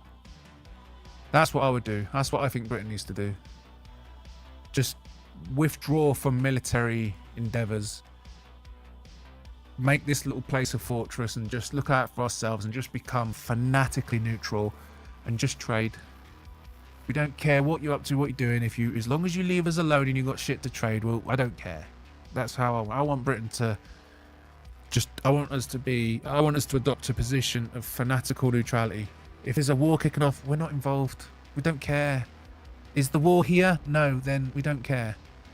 Oh, is it in Ukraine? I don't care. The war's not here, so I don't care. That's Ukraine's problem. If there's a war in Africa, that's not my problem. That's what I think should happen in the UK. Of course there won't, because the military-industrial complex loves British stuff. The thing is about Britain, right? We are an import nation, but one of the few things we do export, something we export more than most countries, is weapons. We're one of the biggest arms dealers on the planet. ISIS, terror, all of that. Where do you think they buy their weapons from? They buy them from the Brits, mate. We are shady, mate. Britain will go into a region like, oh, see, you lot are at war, and we've got some weapons for you. We'll do a deal. And once we sell them weapons, we go to the enemy and go, oh, listen. They've just got hold of some of these wicked missiles. You're going to want some protection against that, and we'll sell you them. And we literally feed both sides of several conflicts. In Syria, right? In Syria, before Assad got regime, there was two groups. There was the Syrian civil war was a bit mental, right? Because you had groups all at war with each other. There was no clear distinct them and us in the Syrian war. There was warring factions. And we were quite literally feeding weapons to multiple warring factions in the Syrian war. We're fucking shady, the Brits. I don't want that. Neutrality. Get the fucking arms dealing away from us. We're just going to be neutral and we're going to trade. That's what we need. We need to be a Switzerland. I do think the British banks have some real power on my side. The thing is about the British banks is they're not British banks. They're not British banks. Yes, you can see the buildings. Yes, it's in London, but that little area is a little area in the centre of London, right? And that's where all the major banks are. That is not the United Kingdom. There's a little tiny London. People don't realise this. Wherever all the big banks are in London, there's a little bit, and it's a self-governing, autonomous area in England, in the middle of London. Where those bank buildings are, the law of the United Kingdom doesn't apply. It's self-governing. No one knows this, but it's true. Look it up. It's so true that the royal family are not allowed to visit there without permission. Who grants this permission? The banks. It's a courtocracy. Is that the word? Courtocracy. Corptocracy. Little area in the middle of London. It's not governed by any of our laws. And that's just so happens to be where the banks are. And it just so happens to be where everyone's debt is. America's in trillions of debt. Who do you owe the money to? That little bit in the middle of London that's not part of Britain. That's where you owe your money to. That's the centre of the world. It's the centre of finance. It's the centre of the world. It's where all the debt is owed to. It's the Rothschild playground. It's the BlackRock playground. It's the place where the financial system exists outside of any legal jurisdiction. Outside of Britain's, outside of Americans, outside of international law. It exists autonomously. And nobody can change it. The banks run the fucking world, mate. I see what you're saying. Yes. I voted for change. This meme is a Labour voter. Look at that face. That's your typical Labour voter. I voted for change. How are you enjoying that change? How's your daughter enjoying that change? I hope you're not near a migrant motel. If you are, I wouldn't let your daughter walk around at night. Before you know it, she'll be a heroin addict getting gang raped. Time of poverty in human history, and poverty is exponentially reducing every year. This is really interesting coming from a straight white man. Well, okay, yes. Like, everything's always been good for you. I'm a minority. Yeah. Do you see that? He just presented a clear fact, and her response was, well, you're a straight white man, so... Madness. I'm Palestinian. I'm Arab. You're Arab. Yeah. I don't think I could have found a better clip to showcase the fact that this modern leftist ideology we see, particularly on college campuses around young people, is rooted in racism. The moment he reveals that he is not white, all of a sudden his statistics gain validity. The girl even realizes she messed up. She tried to say salam alaikum after trying to insult the guy. And a lot of leftists who are confused like this girl will be like, oh, but you can't be racist to white people. It's not racism, it's prejudice. Yet prejudice based on race. In other words, racism. Spot on. He's got such a good idea. You see the woman, all she saw was a white guy, and her attitude was like, oh, what? It doesn't matter how logical and factual that man was. That woman was only going to see him as a white man, mansplaining something to her, and she would find any way whatsoever to argue with him. And the second he turns around and says he's a minority group, Soon as she realised he was higher up in the victim Olympics, her mentality just fucking switched. It's so fucking blatant. It's so in your face. It fucking, honest to God, the anti-white racism that's fucking infesting the West is disgusting. They say white people can't experience racism. Like, yes, you can. Of course you can. Just go to a country where they're the minority and you'll experience racism.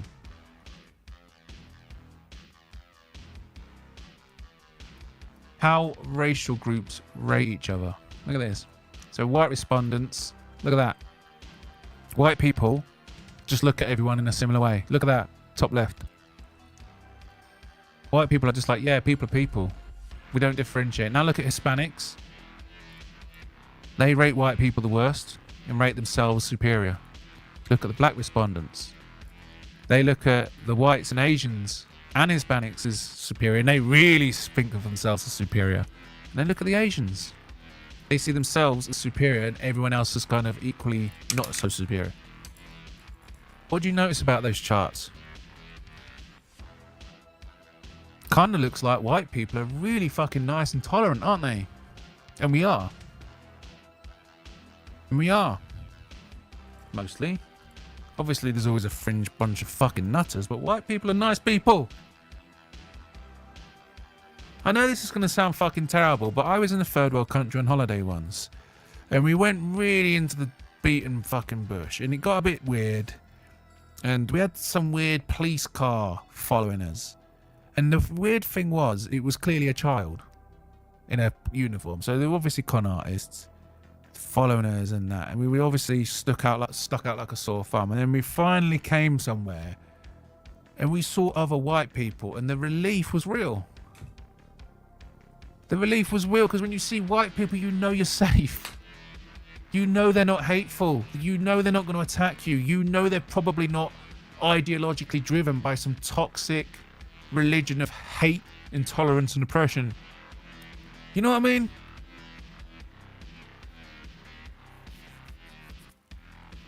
We're nice fucking people. And we've been taken advantage of by cultures that they're not compatible. They're not compatible. You know redheads make up 2% of the world's population. Blondes make up about 4% in the world's population. Tell me who's the minority. White people are the minority in terms of population and demographics, yes. But white people are not the minority in terms of wealth, and that's what people fixate on. The white world is the wealthy world, and the rest of the world is the third world, with a few exceptions in Asian countries. They don't look at the numbers, because obviously when you look at the numbers, you realise that white people are like a fraction of the population globally. They focus on the wealth. The white world is the wealthiest.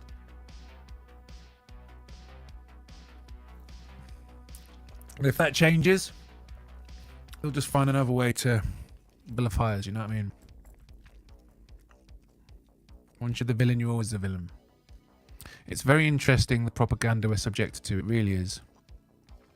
In Caucasian countries, there's a lot of Caucasians, go figure. I know. Do you remember the guy in Scotland? The guy in Scotland was like, Scotland flirted with an Islamic leader. And Scotland is one of the whitest places in the whole world. Right, their population of minorities is tiny. So a lot of migrants come to Britain, but most of them stay south. South and obviously northern English towns, but not many of them go to Scotland. So like I said, Scotland's one of the races. And they had this brown guy, Muslim, as their PM.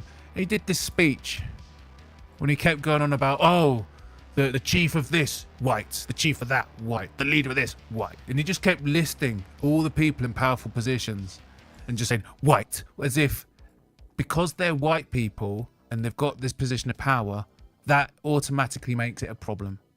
Because white people shouldn't have positions of power in a country which is quite literally the whitest fucking country in the world. Thankfully, the Scottish people saw sense and he's gone now. But just for a little while, they flirted with that nonsense. That's who these people are. Hamza, that's the guy. Fucking absolute fucking spastic. It's like going to fucking words. Pick a I don't know African countries. I'm ignorant to it. I'm sorry, but Congo. Go to Congo. It's like going to Congo and saying, huh, well, the fucking Prime Minister of Congo or whatever it is, he's black. And their Chief Justice is black and their Deputy of State is black and being offended because they're black. It's the same thing. Of course, it's a black fucking country. The majority of people are black. Absolute insanity. The guy was literally... This was in their parliament. This isn't like a tweet. This isn't like some secret recording at a party catching him out being racist. He was in the Scottish Parliament giving a fucking speech. That was broadcast to the fucking Scottish people. Too many fucking white people in charge, mate. You need to take the 3% of the population that are coloured and give them all the power. Absolute lunatics. Minorities in Britain are overrepresented in government, by the way. Per capita, there's more minorities in government. When you take the MPs as a collective and actually look at the racial breakup and then compare that to the demographics of the UK, minorities and women are overrepresented.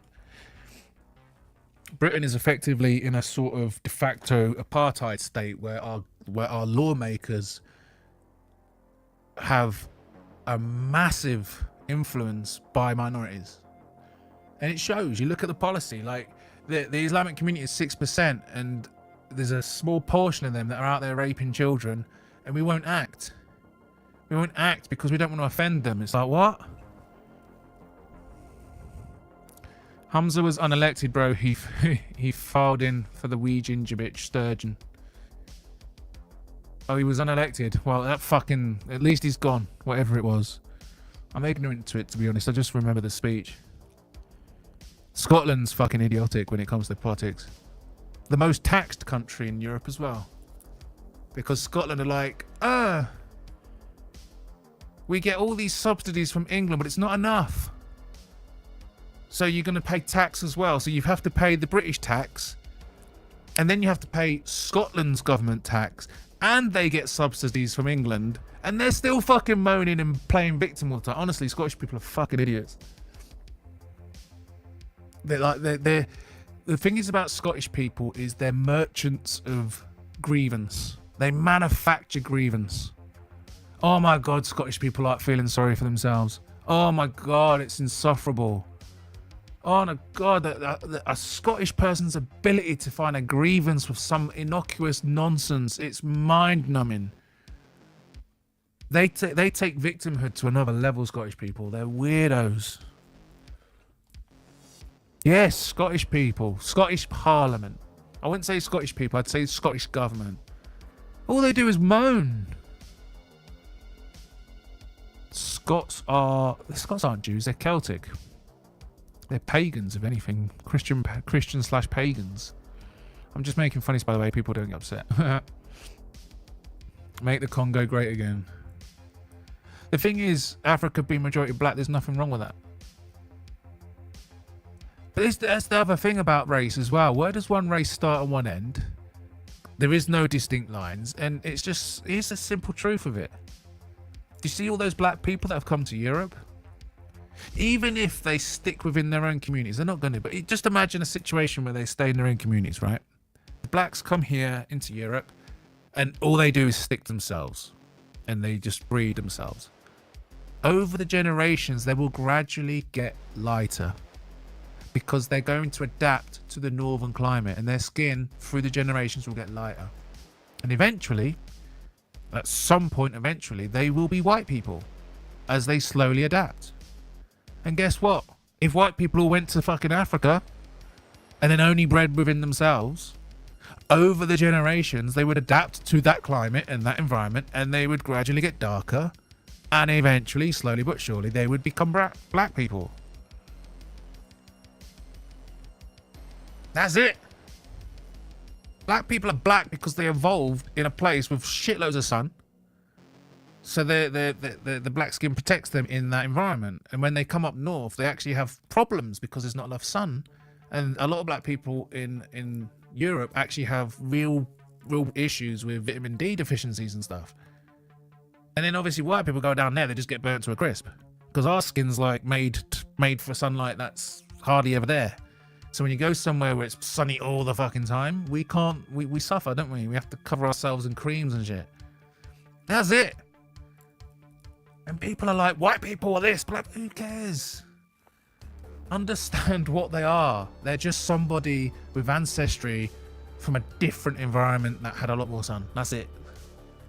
The difference between us has got fuck all to do with race. It's to do with education and religion.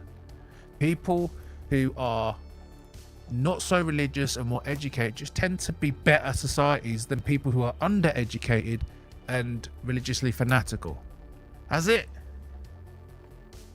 When you're educated, you tend to live a life of peace. When you're uneducated, and especially with a religious ideology, you tend to be a little bit more of a dickhead, you know?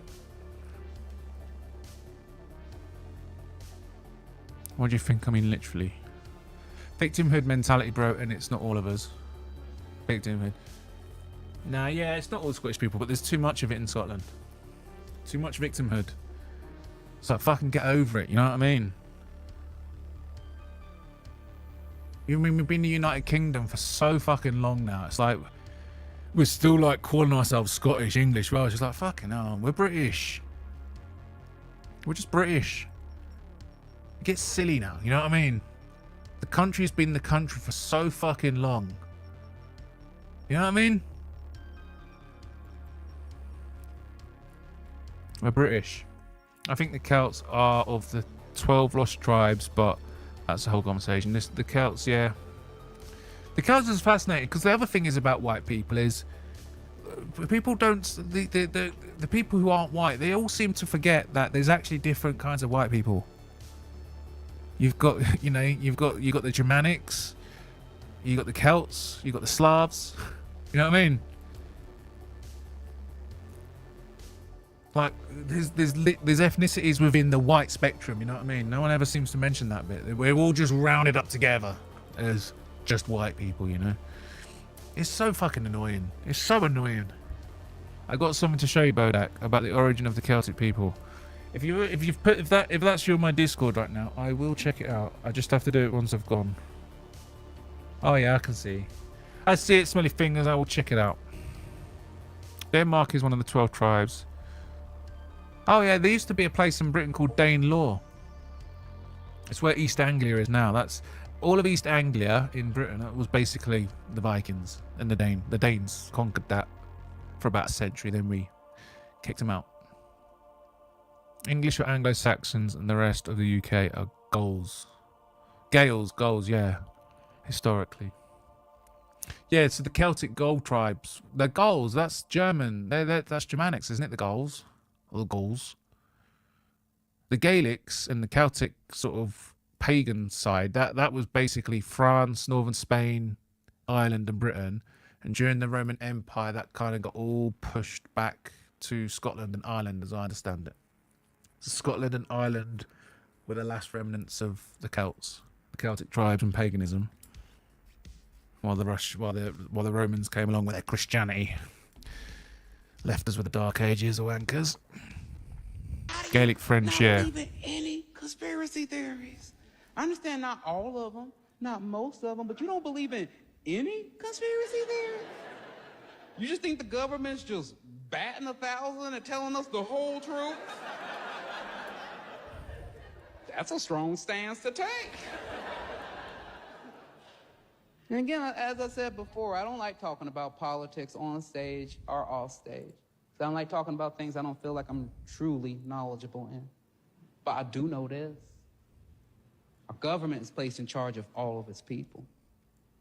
I'm a father who's been placed in charge of just one son.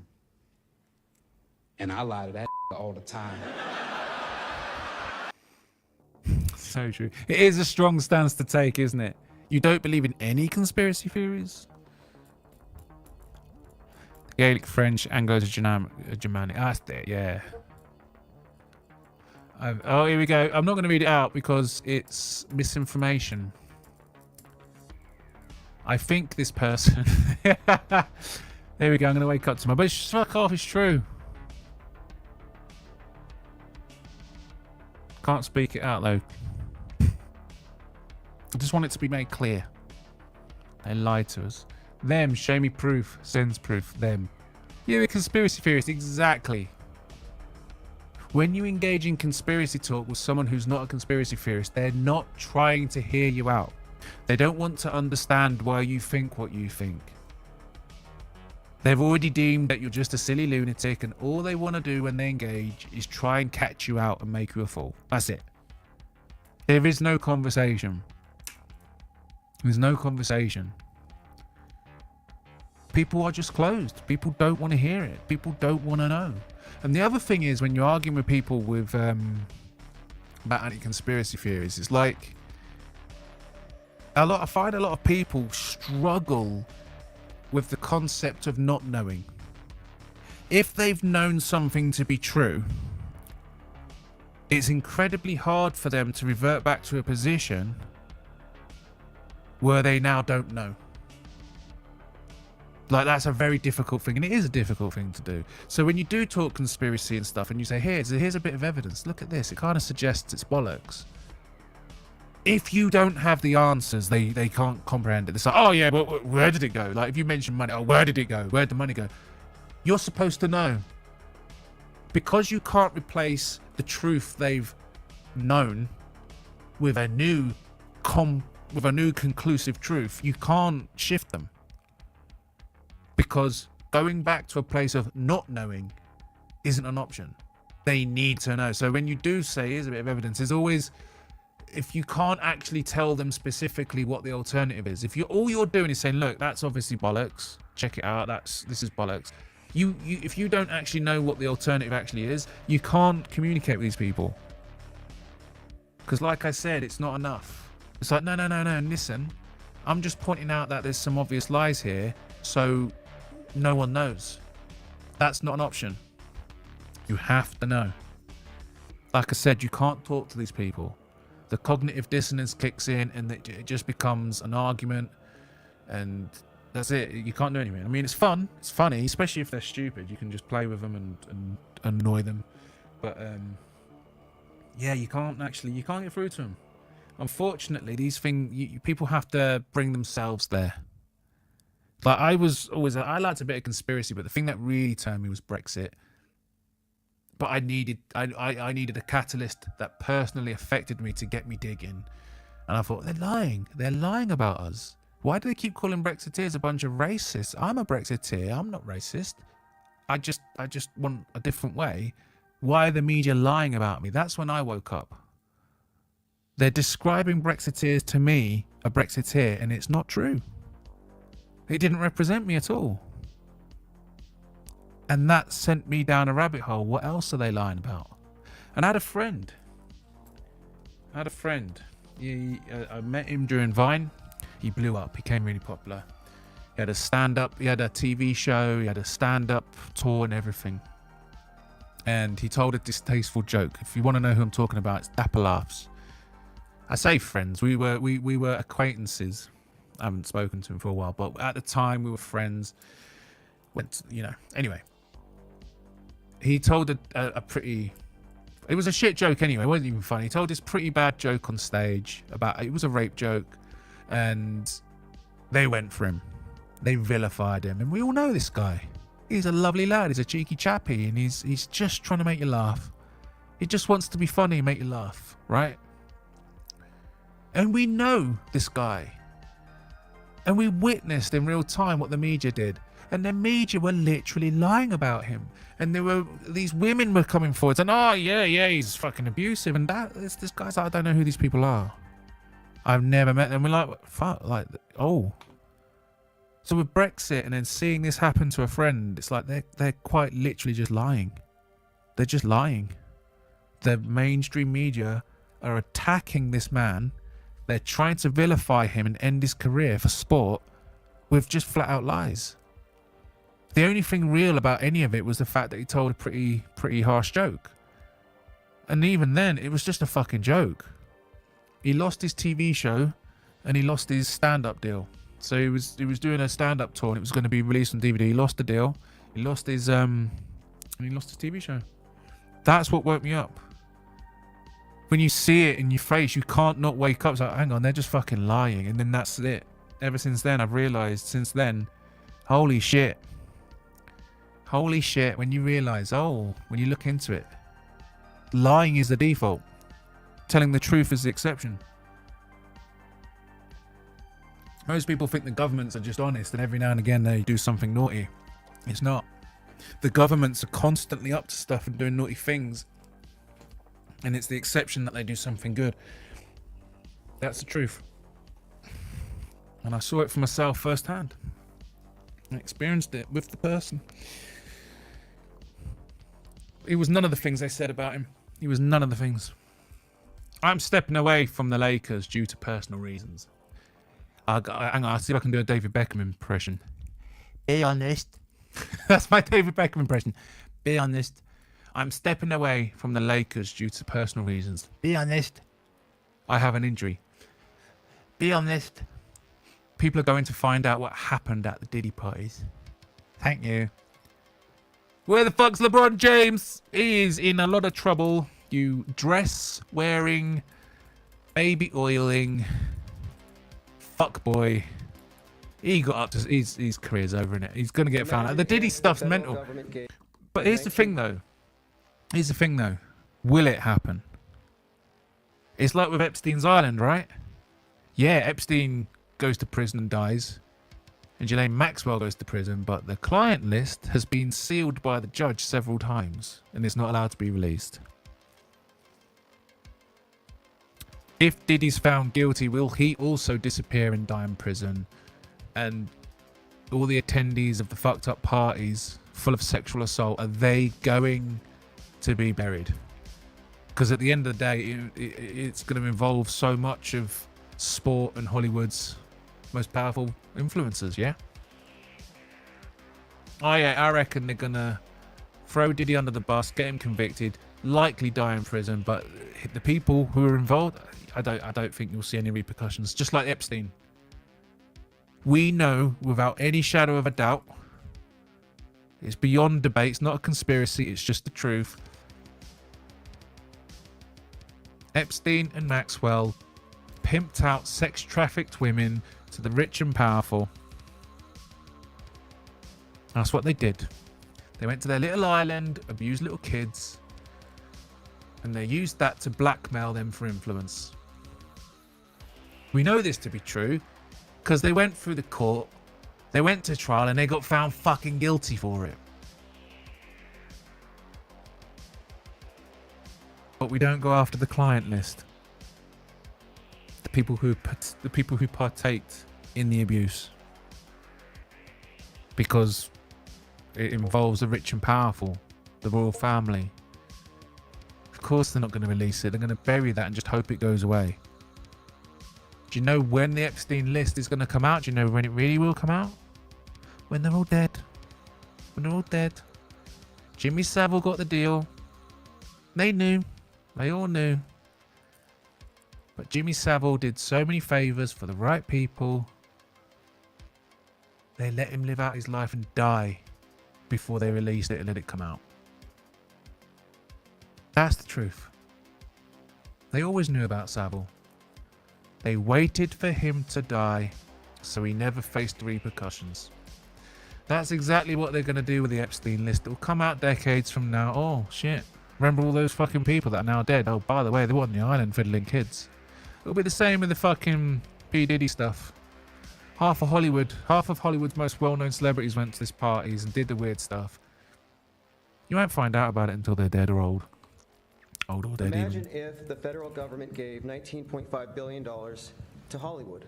I think we'd all be pretty upset by that. There is a growing body of evidence that the International Space Station is not in outer space, but it's being filmed in a desalinated pool down here on Earth, and it's being falsely misrepresented. Started with this phenomenon known as bubbles in space.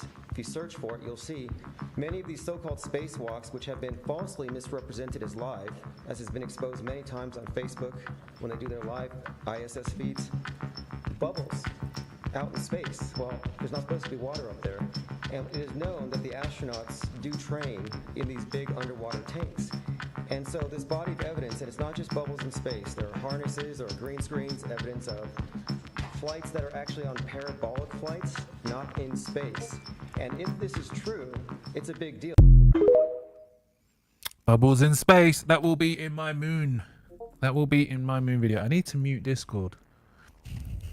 I need to mute Discord. I don't know if that audio, the Discord audio is coming through. I'm about to close Discord. I will. Cheers, Gaz Ninja. I actually, I really appreciate you posting the stuff. I will check it out. The bubbles in space, that's going to go in. You see bubbles in space, mate. They're clearly in the tank. NASA are always showing the fake shit as real shit. The thing is, I'm really looking forward. First of all, I'm hoping I don't get a strike for today's stream, but I'm really looking forward to tomorrow just to see which misinformation flag the stream gets. Because normally my streams has a little notice. If I mention climate change, oh, climate crisis is real, blah, blah, blah. Or you mention the moons, oh, the Apollo missions is when they did it. But because I cover so much and I can tell that their system only accounts for one, so it's like a lottery. Which one's going to get flagged? Which one's going to get flagged? Is it going to give me an Apollo flag? Oh, it really did happen. Or because obviously you know it's really true when it's really, really true when YouTube puts a misinformation notice on it. Like they used to do with those now banned pickles. Prickly pickles. You know, the ones that got banned. Oh, if you mentioned them, you got your little flag. Oh, no, it's misinformation, medical misinformation. That's when you know it's really true. New Zealand's first lesbian ship captain sees first warship sink since World War II. The vessel was worth 61 million. She was the first lesbian ship captain and she sunk her ship through negligence. This is what fucking diversity quotas get you.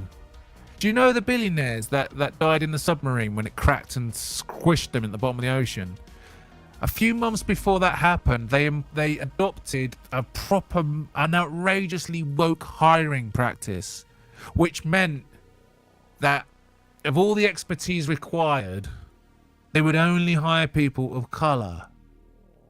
It doesn't mean that people of color aren't good at the job, but what it means is you've got this massive population of skill sets and you're denying yourself access to the vast majority of it. Because if you're in a white country, the majority of the population are going to be white. So, yeah, there's plenty of capable people in the minority communities, obviously, but as a population as a whole, when the population's 80% white people, you'd kind of expect for, each one good coloured person to see 8 good white ones, because that would be the law of averages, right? If 80% of it was white people, you'd probably see 2 capable minorities and then 8 capable white people, because that would be the representation of the country's demographics. When you bring in woke ideology, you cut yourself off from the majority of the talent, but you still have to be fully staffed. So obviously you get the 2 good coloured people who are really good at their job, but then you also get a load of shit ones that were picked over more qualified white people, or white men, for example. And this is what happens. She was given that job because she was a lesbian, because she scored points on the Victim Olympics. She obviously got that job in favour of more capable straight white women or straight men, but they went with the diversity Victim Olympic bollocks, and they lost a warship worth $61 million. Good. Learn your fucking lesson. Stop doing it. If your country's 80% white, there's nothing wrong with having mostly white employees. It's not fucking racist to say it. It's logical. Average soy and fast food consumer. Average steak and eggs enjoyer. Yeah, they're trying to demonize fucking steak and eggs. It's ridiculous. It's ridiculous. You never saw cave paintings of a salad. Gaz gets it. They attack the person, not the argument. Yes, they do. Every time I mention conspiracies, they attack me personally. They don't actually listen to my argument. Once they realise that I've only said something because I've actually thoroughly tried to debunk it and I couldn't, and it likely means they're incapable of debunking it, because I would have done it for myself otherwise. Their cognitive dissonance kicks in and they just attack me as a person. Always the same. And as soon as they do it, they think what they don't realise is I'm a petty arsehole and I'm a troll, and I will just annoy them. I will just annoy them.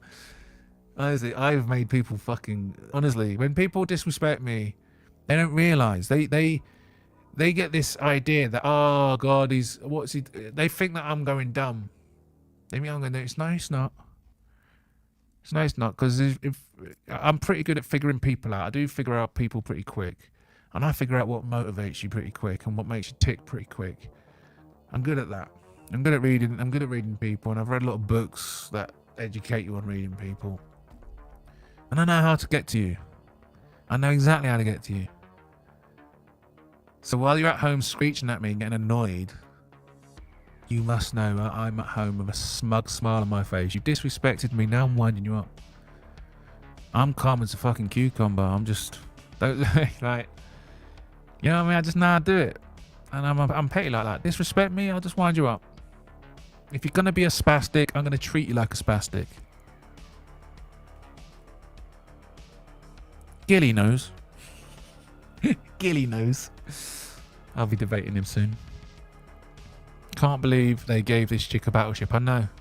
She only got the battleship because she's a lesbian. She ticked a fucking diversity quota. It's nonsense. It's actually fucking insane. What makes me tick? I don't know what makes you tick from smelly fingers. I haven't met you. There's so much to it though. You got it's all in the face. It's the twitching. It's the twitching, the eye movements, the smirks, the smiles. You say a certain thing, you just see it in their face, how they react. Even if it's not like an overt reaction. I don't know. Always made me good at poker as well.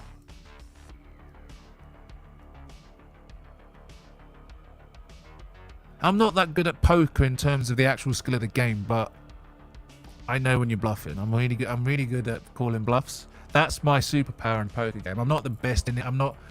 I haven't like memorized all the fucking the probabilities like most people have and stuff. I just know when you're bluffing. I just wait for you to bluff, go big, call you on it, and win. I'm good at that. I'm a motherfucker at it as well. I get things wrong, obviously. I'm not some fucking oracle. I'm just saying in general, I'm pretty good at reading people. Maybe things will open up for me. I should become a lesbian. Smelly fingers. If you want the best jobs and the best opportunities, you need to become a lesbian trans... a lesbian trans disabled coloured person and you'll get any job you want. You won't even need to be qualified, as long as you tick enough boxes. Like micro expressions, yes, exactly. You can tell a lot by fucking micro expressions. It's like, I don't know what it is about me. I just things about faces. I'm probably quite autistic. I do believe I'm on the spectrum. For me, faces are really intense. I find it quite hard to give people eye contact because faces for me are really intense. Like, what for me, when I look at someone's face, they might just they might not be thinking anything. They might not be like talking or anything, but they're screaming at me. You know what I mean? It's really difficult to explain. It's just like, for me, looking at someone's face, it's very intense, and there's a lot of information coming at me. And I see these people just looking at people in conversation. I wish I was like that. Like, why isn't it like that for other people? Like, I don't know what it is. I've never actually spoken about it much, to be fair. It's just what it is. People who know me will probably know that I don't really return as much eye contact as a normal person. It's just because of that. For me personally, when I look at a face, it's a very intense experience. Eyes are the window to the soul. Yes. Oh my god, this story. They adopted 2 kids, used them to produce child porn, pimped them out to porn rings, raped them and abused them. They just got 100 years in prison. That's fucking madness, isn't it? This is true, this madness. I know this is going to sound fucking radical, but I don't think gay guys and gay couples should be allowed to adopt. It's like, I don't have a problem with gay fuckers. Do what you want. Live whatever life you want. That's fine. But I don't think gay guys and gay women, you shouldn't be raising kids. The research shows that a child grows up best when it has a positive male and female role model together. Red rum them, in my opinion. Ooh, bit much. It's just disgusting, because the other thing is their behavior tarnishes the gay community. You know what I mean? I'm looking at that and I do think, no, I don't think they should have kids. This happens too much. It's really weird how many gay men adopt kids and turn out to be abusers. It's really fucking weird. It's really weird. It's not all gay guys, obviously, but it's just the rates of child abuse is just higher, right?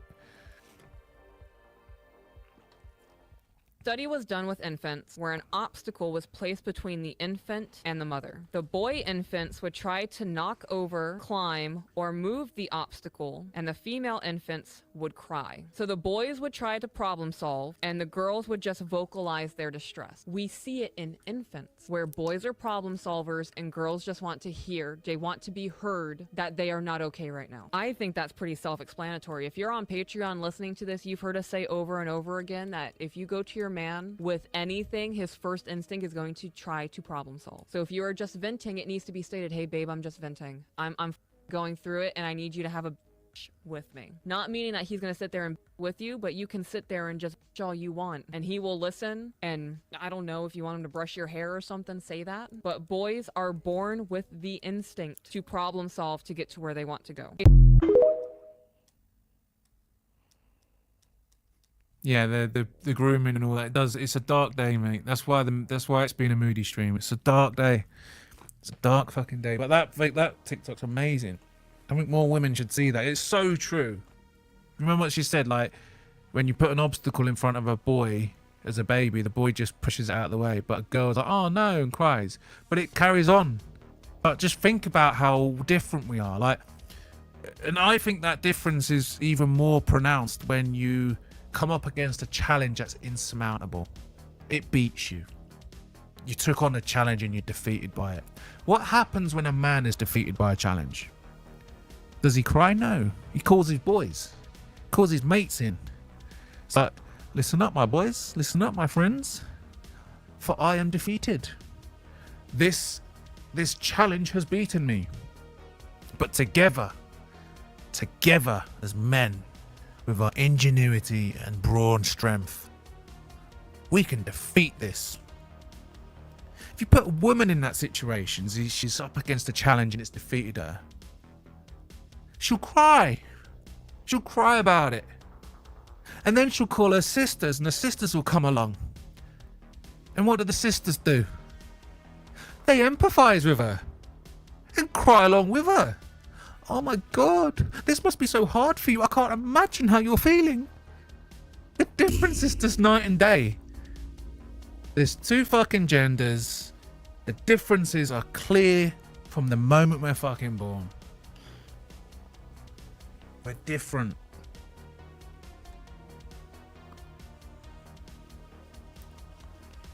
Labour. Teach your kids Labour economics. Pay your kids £10 a week for washing the dishes, cleaning and tidying their bedrooms. Then deduct £7 and give it to next door's kids for doing fuck all. Listen over. That is Labour economics. That is Labour economics. My pet budgie gave me monkeypox. Oh yeah, here we go again. Have you seen it? Have you seen it?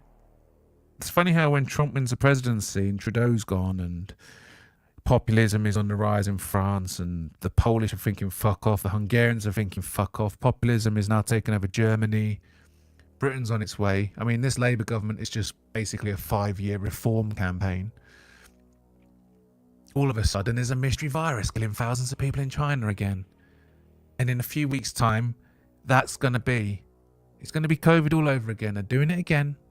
Go and look on the news right now. In China, there's a mystery virus right now. Just like at the beginning of 2020, remember? No one took it seriously. In January, in February, they get going on about this virus in China. Exactly the same. It's killing thousands. It's a mystery. No one knows where it came from. No one knows the origin. It wouldn't surprise me if the next pandemic isn't here by this summer. It is, but according to propaganda, gender is a social construct. It's nonsense. It's nonsense. Gender is a social construct. Let's see how your social construct holds up when you take a man and a woman and drop them in the Sahara next to a lion. Yeah. I bet the woman will be a woman then, wouldn't she? Off you go, mate. You go and deal with that while I run to safety. Feminists and woke people soon turn normal when there's a crisis. Oh, sorry. Oh, what? There's a war? We go to war now. Oh, the equality. No, that's fucking equality. How about you lot go to war and we'll stay at home and look after the house and the kids and do the dishes, yeah? Like, if World War III kicks off, gender equality will evaporate in weeks. The women will soon realise, oh, the world's a dangerous place, not a safe place. Sometimes you actually have to go and fight someone to maintain your standard of life, and a lot of people are going to die. But that's what it takes to keep what we have. Yeah, do you know what? Men are men, women are women. Off you go. Good luck. They soon turn into traditional housewives in times of war. It's communism, bro. Education only makes you dumber and tries to hive mind you. Yeah, there's truth to that. There's truth to it. I mean, if you're doing a science degree and stuff, I mean, you are learning something. But yeah, the politics has infested the education system. It's disgusting. If you go to a school now, it's just covered in rainbow flags and all that shit. It's just propaganda. You go and walk around a school. I've walked around a school recently. It's propaganda everywhere. It's fucking pride flags, gay flags, everything other than the Union Jack. Because the Union Jack's offensive. The Union Jack's right-wing racism, bigotry, isn't it? Not allowed to be proud. Whenever you're feeling stupid, just remember this image. I mean, look at it. We went along with this. We went along with it. Do you remember the pots and pans? That totally organic phenomenon where the entire world on Thursday went outside and went, healthcare workers, yeah. All the while, the hospitals they were making TikTok videos. They were making fucking TikTok videos. Do you imagine that? I've never been so insulted in my life. I'm like, hang on, it's a fucking pandemic and we've got dancing fucking nurses and doctors. Hang on, no. Get to fucking work. You gotta look after these people. Making fucking TikToks. Oh my god, did you see him as well? Oh god, the NHS. Oh god, during the pandemic they were insufferable. They loved it, didn't they? Remember the nurses? You don't see it anymore. Have you noticed that? During the pandemic, the nurses used to walk around, like even on their day off, they wore their nurses uniform. You saw them, they'd just be standing there in their nurses outfit. I'm like, I remember at the time thinking, you're not at work. Well, you might be on your way to it, but they loved it. They loved being seen in their scrubs. They fucking loved it. They were rock stars. Weird times, man. Weird fucking times. You don't see it now, though, do you? One thing I really want your generation to embrace is that the Earth is a closed system. We cannot leave the Earth. There's no place to go. Today I'd like to bring to your attention a potential fraud on an enormous scale happening in your county. There's now clear evidence of NASA using numerous methods to grossly mislead the public about astronauts being on the International Space Station. During interior ISS scenes from NASA's own live feed, the use of wires, harnesses, green screens, and virtual reality have been detected to achieve the appearance of a weightless environment. Examples of this include astronauts fading in and out of the screen. That was a fucking motherfucker of a clip to find. I found it. I found the original. I had to go on NASA's own catalog because the video on YouTube was gone. Green screen glitches, grabbing objects that aren't really there. Yeah, that one's nonsense. That one's nonsense. See, this is the thing. This wires, you can literally see the wire. The computer didn't cut out the whole wire. You can see the base of the harness. Entangled in their harnesses. Oh my god. Yeah, I found this clip as well. Again, you can't find it on YouTube. You have to go to NASA's own archives, but it's still there. I found it. I can't wait to put my video out. It's gonna be so good.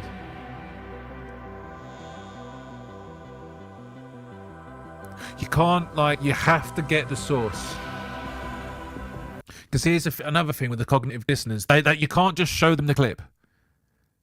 When I do my NASA video, I have to link to where I got every single thing from. Because they need to see it coming from NASA's archives. And they say, there you go, there's the NASA archive, there's the file, there's the timestamp. You gotta be perfect.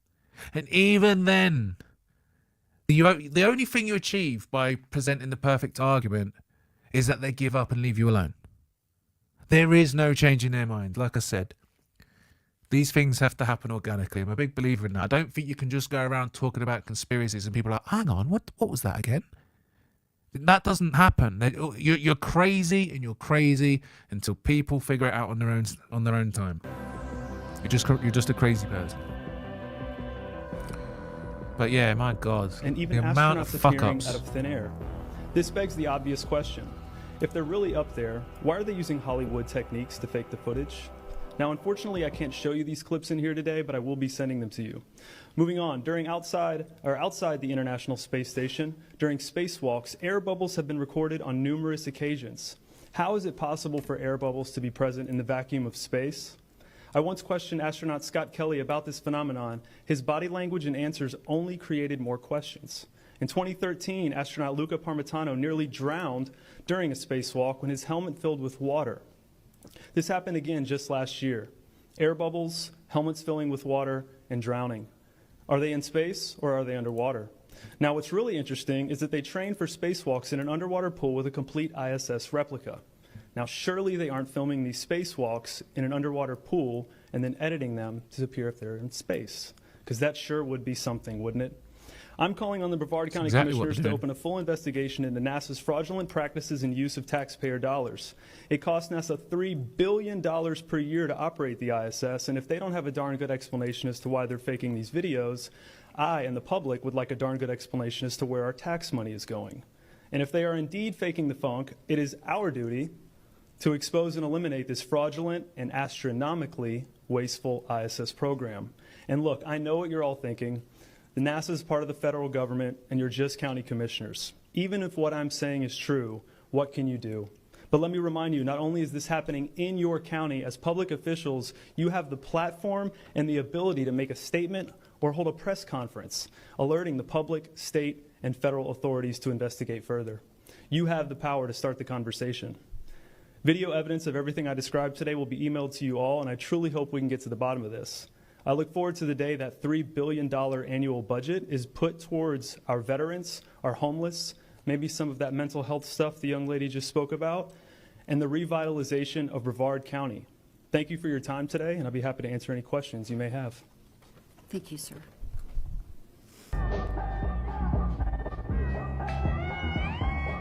What's this? This is like better this at is, being home than I yeah, it looks good, doesn't Here's it? how. It's a green screen in the fucking background. Look at him. Exactly the same moment. Just simply use a blue screen. Voila, now you have a bubble of water floating, as if he's in the outer space, inside the ISS. Why does NASA even need a green screen? They've got the world's biggest green screen, but why do they need one at all? Yo, yeah, attention horn. They were. My stupid WhatsApp debates, I should be grateful for them though, because it's very insightful to see. Like, I learned a lot because the morons that I'm arguing with helped educate me on how best to approach it when I do my video. They showed me what morons will do when they're presented the information, so now I can avoid it, you know? They think that what they realize is they're just making me better. Like, I can obviously talk to someone who's open-minded and is going to consume information. That's easy. The challenge is debating fucking morons. Yeah, this guy's right. He posted all of his shit. I found it, and this is how I found a lot of the material. And yeah, he pulled the footage straight off of NASA's archives. NASA's like just leaving that shit on their archives. It's like, here you go. I want to hire the most qualified candidate. Shit, it's too small. I can't see it. I want to hire my own people. The minority gets his way. I want to hire the most qualified person. Well, there's now two minorities and they want to hire their own people. Oh, now I want to hire the most qualified people, but there's three minorities and they want to hire their own people. Now you've got an entire row who only want to hire their own people. That's what's happening in the United Kingdom. It's already happening in our government. Like I said, minorities are overrepresented in government. Per capita, they're overrepresented. It doesn't. The British Parliament doesn't represent the demographic makeup of the United Kingdom, which at the moment is still 86% white people, something like that. Friendly reminder that every single war in history was started by a man. Only fucking idiots. No, you know. Want to see cruelty, put a female in charge. I don't really like Andrew Tate, but he's got a point. And yes, it's categorically false. Britain is an example. Our queens in our history waged war more often than our kings. And there's a very good fucking reason for that. And that's because women don't comprehend the consequences. Yes, war affects them. Yes, war is terrible for them. But it doesn't matter how bad it gets for women in war. They're still not the ones fighting it. The kings would have known that. As a man, he will empathize with the men and avoid getting his men into war. With that detachment, queens are like, yeah, just send the men in. They don't comprehend the consequences and they don't comprehend what's involved in fighting a war. So yeah, the queens waged more war than our kings. It's absolutely true. When women are in charge, there's more war, not less war. Not because they're more violent, not because they're evil, it's because they simply just don't understand what it means to go to war. Not fully, not the way a man would. They'll always have that disconnect because they're never going to be the ones fighting it. Pretty insane that 90% of food in grocery stores didn't exist 100 years ago. And neither did 90% of the diseases. I don't know if this is true. Obviously, the 90 and 90% are just made up. But I don't know if this is a general thing. Because, yes, the modern environment and modern food is causing more disease. Obviously, that's true.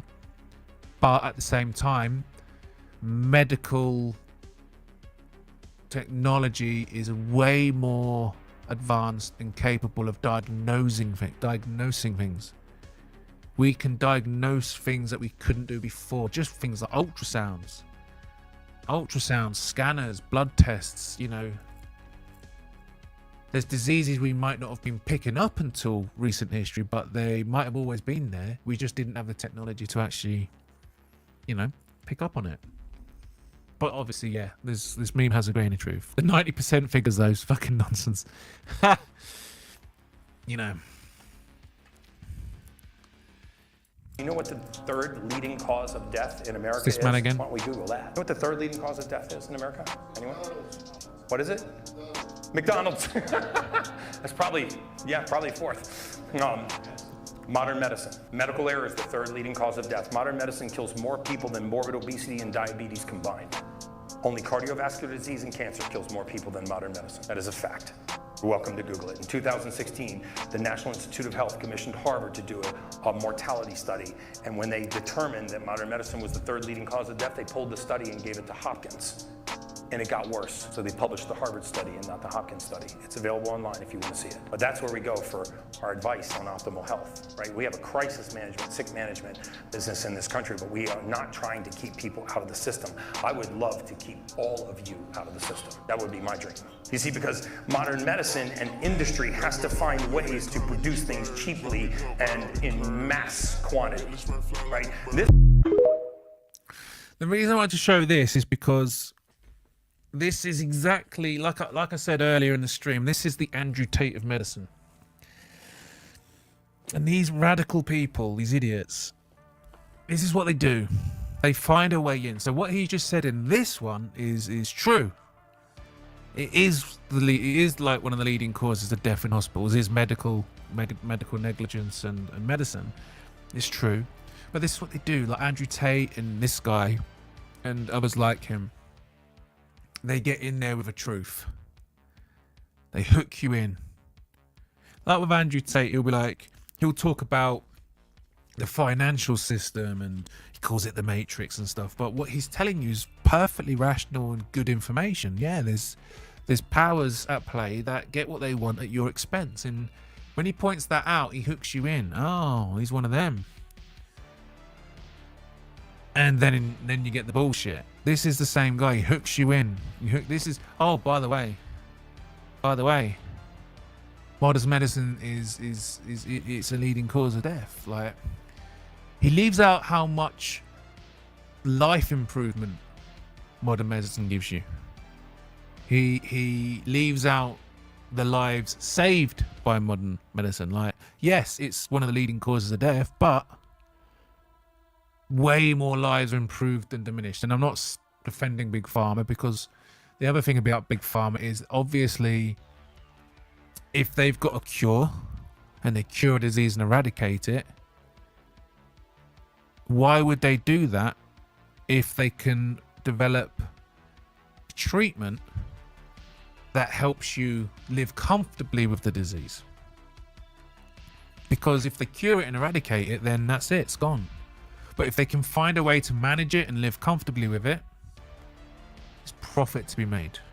Or if one treatment cures it in a couple of weeks, but another one takes a few months, well, you're going to get the one that takes a few months because it's more profitable.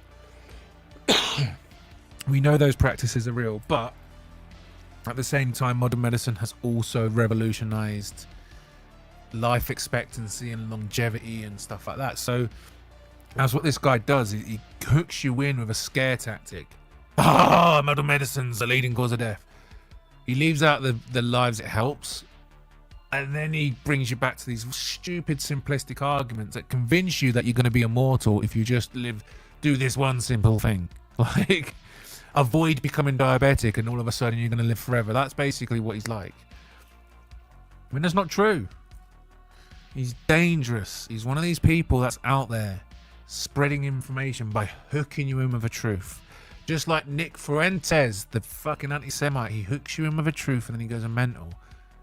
And then you get Tate. He hooks you in with a truth and then he goes mental. You got to be wary of these people. If somebody's telling you what to think, that's a problem.